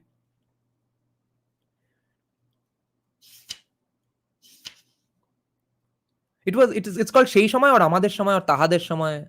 I think it's Shei Shomoy only. Widow suicide was derived from the custom of chivalry. Wow. The burial of his personal belongings, especially his women, with the dear lord. Secondly, marriages of immature girls has brought about a high mortality rate in childbed, obviously. और ये सती तो एक तरह का widow suicide ही है. Or is he talking about sati only without using the word sati? I am happy that Bajrang Dal has changed their priorities finally, though. Yes, they have. They are focused now on preventing love jihad more. Yes, exactly. Yes, sati was an upper caste phenomenon. Yeah, that was so stupid of Bajrang Dal. Yeah. Many temple entry movements in the south was pushed by conservative Brahmins, ironically. Yes, the Travancore royal family. They were the ones who pushed the temple entry for the Dalits in 1937. And now they are not doing anything like that since the past few years. Yes. Secondly, marriages of immature girls has brought about a high mortality rate in childbed. All of this makes it clear that in the field of connubium, caste intensifies status principles in an extreme manner. Today, hypergamy exists as a general caste rule only within the same caste, and even there, it is a specialty of the Rajput caste and of some others that stand close to the Rajputs socially or to their ancient tribal territory. This is the case, for instance, with such castes as the Bhat, Khatri, Kharwar, Gujar, and Jat. However, the rule is strict endogamy of the caste and of the subcaste. In the case of the latter, this rule in the main broken only by marriage cartels. The norms of very, very complex data point here. So today, hypergamy in 1927, when this book is being written, today hypergamy exists as a general caste rule only within the same caste. And even there, it is a specialty of the Rajput caste and some of the others that stand close to the Rajputs socially or to their ancient tribal territory. This is the case, for instance, with such castes as the Bhat, Khatri, Kharwar, Gujar, and Jat. However, the rule is strict endogamy of the caste and of the subcaste. In the case of the latter, that is the subcaste, this rule is in the main broken only by marriage cartels. The norms of commensalism are similar to those of connubium, which is a status group has no social intercourse with social inferiors. In the southern states of America, social intercourse between a white and a Negro would result in the boycott of the former. As a status group, caste enhances and transposes this social closure into the sphere of religion, or rather of magic. The ancient concepts of taboo and their social applications were indeed widely diffused in India's geographical environs and may well have contributed materials to this process. To these taboos were added borrowed totemic ritualism and finally notions of the magical impurity of certain activities, such as have existed everywhere with widely varying content and intensity. The Hindu dietary rules are not simple in nature. Okay, so to these taboos were added borrowed totemic ritualism and finally notions of the magical impurity of certain activities, such as have existed everywhere with widely varying content and intensity. So the Hindu dietary rules are not simple in nature, and by no means do they concern merely the questions what may be eaten and who may eat together at the same table. These 2 points are covered by strict rules which are chiefly restricted to members of the same caste. The dietary rules concern above all the further questions, which is from whose hand may one take food of a certain kind. For genteel houses, this means above all, whom may one use for a cook. And the further question is, whose mere glance upon the food is to be excluded. And there is a difference to be noted between food and drink according to whether water and food cooked in water, kacha, is concerned, or food cooked in melted butter, pakka. Kacha is far more exclusive. The question with whom one may smoke is closely connected with norms of commensality in the narrower sense. Originally, one smoked out of the same pipe, which was passed around. Counters. Therefore, smoking together was dependent upon the degree of ritual purity of the partner. Actually, this brings out a nice example in my mind, that sharing a smoke always has notions, I think unsaid notions of unspoken rules of a certain friendliness, right? That, hi, let's have a smoke and discuss some things. And this came to my mind because I had a friend once, with whom I'm not on talking terms anymore, because there's only I have reached the threshold of how much communism I can, or anti-Hinduness I can take. So he is gay.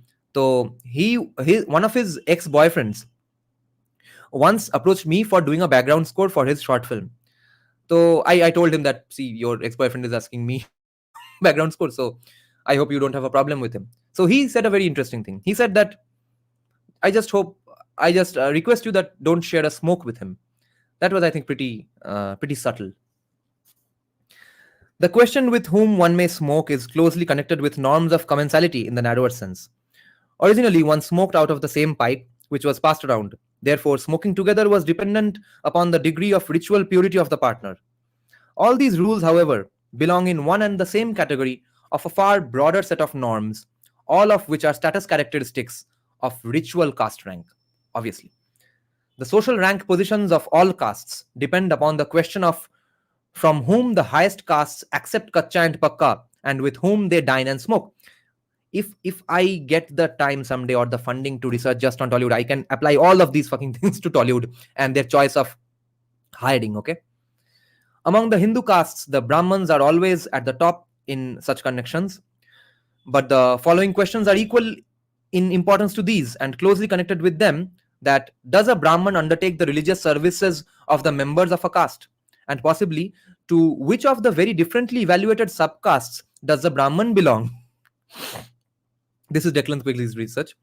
Just as the Brahman is the last, though not the only authority in determining by his behavior in questions of commensalism the rank of a caste, in the same way does he determine questions of services. The barber of a ritually clean caste unconditionally serves only certain castes. He may shave and care for the manicure of others, but not for their pedicure. And he does not serve some castes at all. Other wage workers, especially laundrymen, behave in a similar manner. Usually, although with some exceptions, commensality is attached to the caste. Connubium is most always attached to the subcaste, whereas usually, although with exceptions, the services by priests and wage workers are attached to commensality. Kitna complex hai dekho bhai. Uff. You can't say good things or blanket bad things about Hindu society. दिमाग हिल जा रहा है ये पढ़ते हुए मेरा. इतना complex है. हर कुछ में 10 कैवियाट है, 10 क्वालिफायर्स है, एक्सेप्शंस है. The discussion above may suffice to demonstrate the extraordinary complexity. Max Weber agrees with us, thank God. Fuck. The discussion above may suffice to demonstrate the extraordinary complexity of the rank relations of the caste system, which I think proves that none of these things come from a book, bro. Okay, एक book के या फिर 2-3 book से भी अगर इतना diverse, इतना complex, इतना नुआंस्ड सोशल फिनोमिनन्स करवाना होता, all phenomenons which have 10 qualifiers, 10 exceptions, 10 caveats, उसके लिए ना gigantic amount of dictatorship चाहिए, centralized dictatorship चाहिए कि देख भोसरी के वहां पे वो properly casteism follow कर रहा है कि नहीं. This proves that none of this has anything to do with Hindu texts, Hindu scriptures. Whichever scriptures recommend bad behaviors are the result of some kings or some Brahmins in some localities in their localized way furthering their bad political intentions. Not Hinduism in general. It can't happen from a book, such complexity, by following a book or following some books, 100 books even. ये book पढ़ने से ये ऐसा society, ऐसा complex society, especially such a fucking decentralized society like India, possible नहीं होता है. It may also show the factors by which the caste differs from an ordinary status order. The caste order is oriented religiously and ritually to a degree not even partially attained elsewhere. If the expression church was not inapplicable to Hinduism, one could perhaps speak of a rank order of church estates. But Shekhar Bandyopadhyay has proven that Bhadralok is a caste. There we have some of our weapons, and we'll discuss it someday from our live streams, I hope. Next subchapter is called the social rank order of the castes in general, which I think I'm not going to do today. Dimag dahi ho chuka hai. I need some rest. I'll check some comments for 10-15 minutes. Shekhar Singh दादा, my brain is going larger. Yeah, तो मतलब brain दिमाग से हम dumbbell ही उठा रहे हैं. Oh, fuck. ये क्या बवासीर बनाया है? Hinduism is inorganic chemistry. The code is that the purity is kept the code is that the purity is kept not for the Brahmin who is just the tool, but for the success of the ritual. True. Our driver was saying that there's a common saying in Kashmir that if you see a Gujar and a snake, kill first, and he was saying that so not. Yeah. This is a common view of many of those people. We have quoted some. I think I have read some similar quotes in India, Bharat, Pakistan as well. Yes, it was to further personal ambitions. They manipulated it for their advantages. Yes. Are Ash ke chama abhi aaya and we are just going offline now. Here to learn is saying like inorganic chemistry, Hinduism mein rules se zyada exception. Yes. Anand is saying yes, that's cause the ritual is what is being served, not the person. That's why they stay in jungles, because Sri Ram was given vanavas. Aisa pada hai aur suna hai. I think the glance thing is an exaggeration in my honest opinion. I don't know. I've heard of this example from many sources that you're not supposed to look at their food and stuff. Yes, that's because the ritual is what is being served, not the person. Yeah, but the ritual is created to further personal interests. But after it is created, I think unknowingly only because of the complete belief in ritual, unknowingly after that, the ritual is foremost, not the person. They will celebrate their Valentine's Day on 13th or 15th. Lol. There are Gujars in Kashmir too. Are they the same Gujjar? Chalo, bye. That was stupid of... yeah, okay. Okay then, guys. Thank you for joining the live stream. We had a huge discussion today. Thank you. Good night. Bye.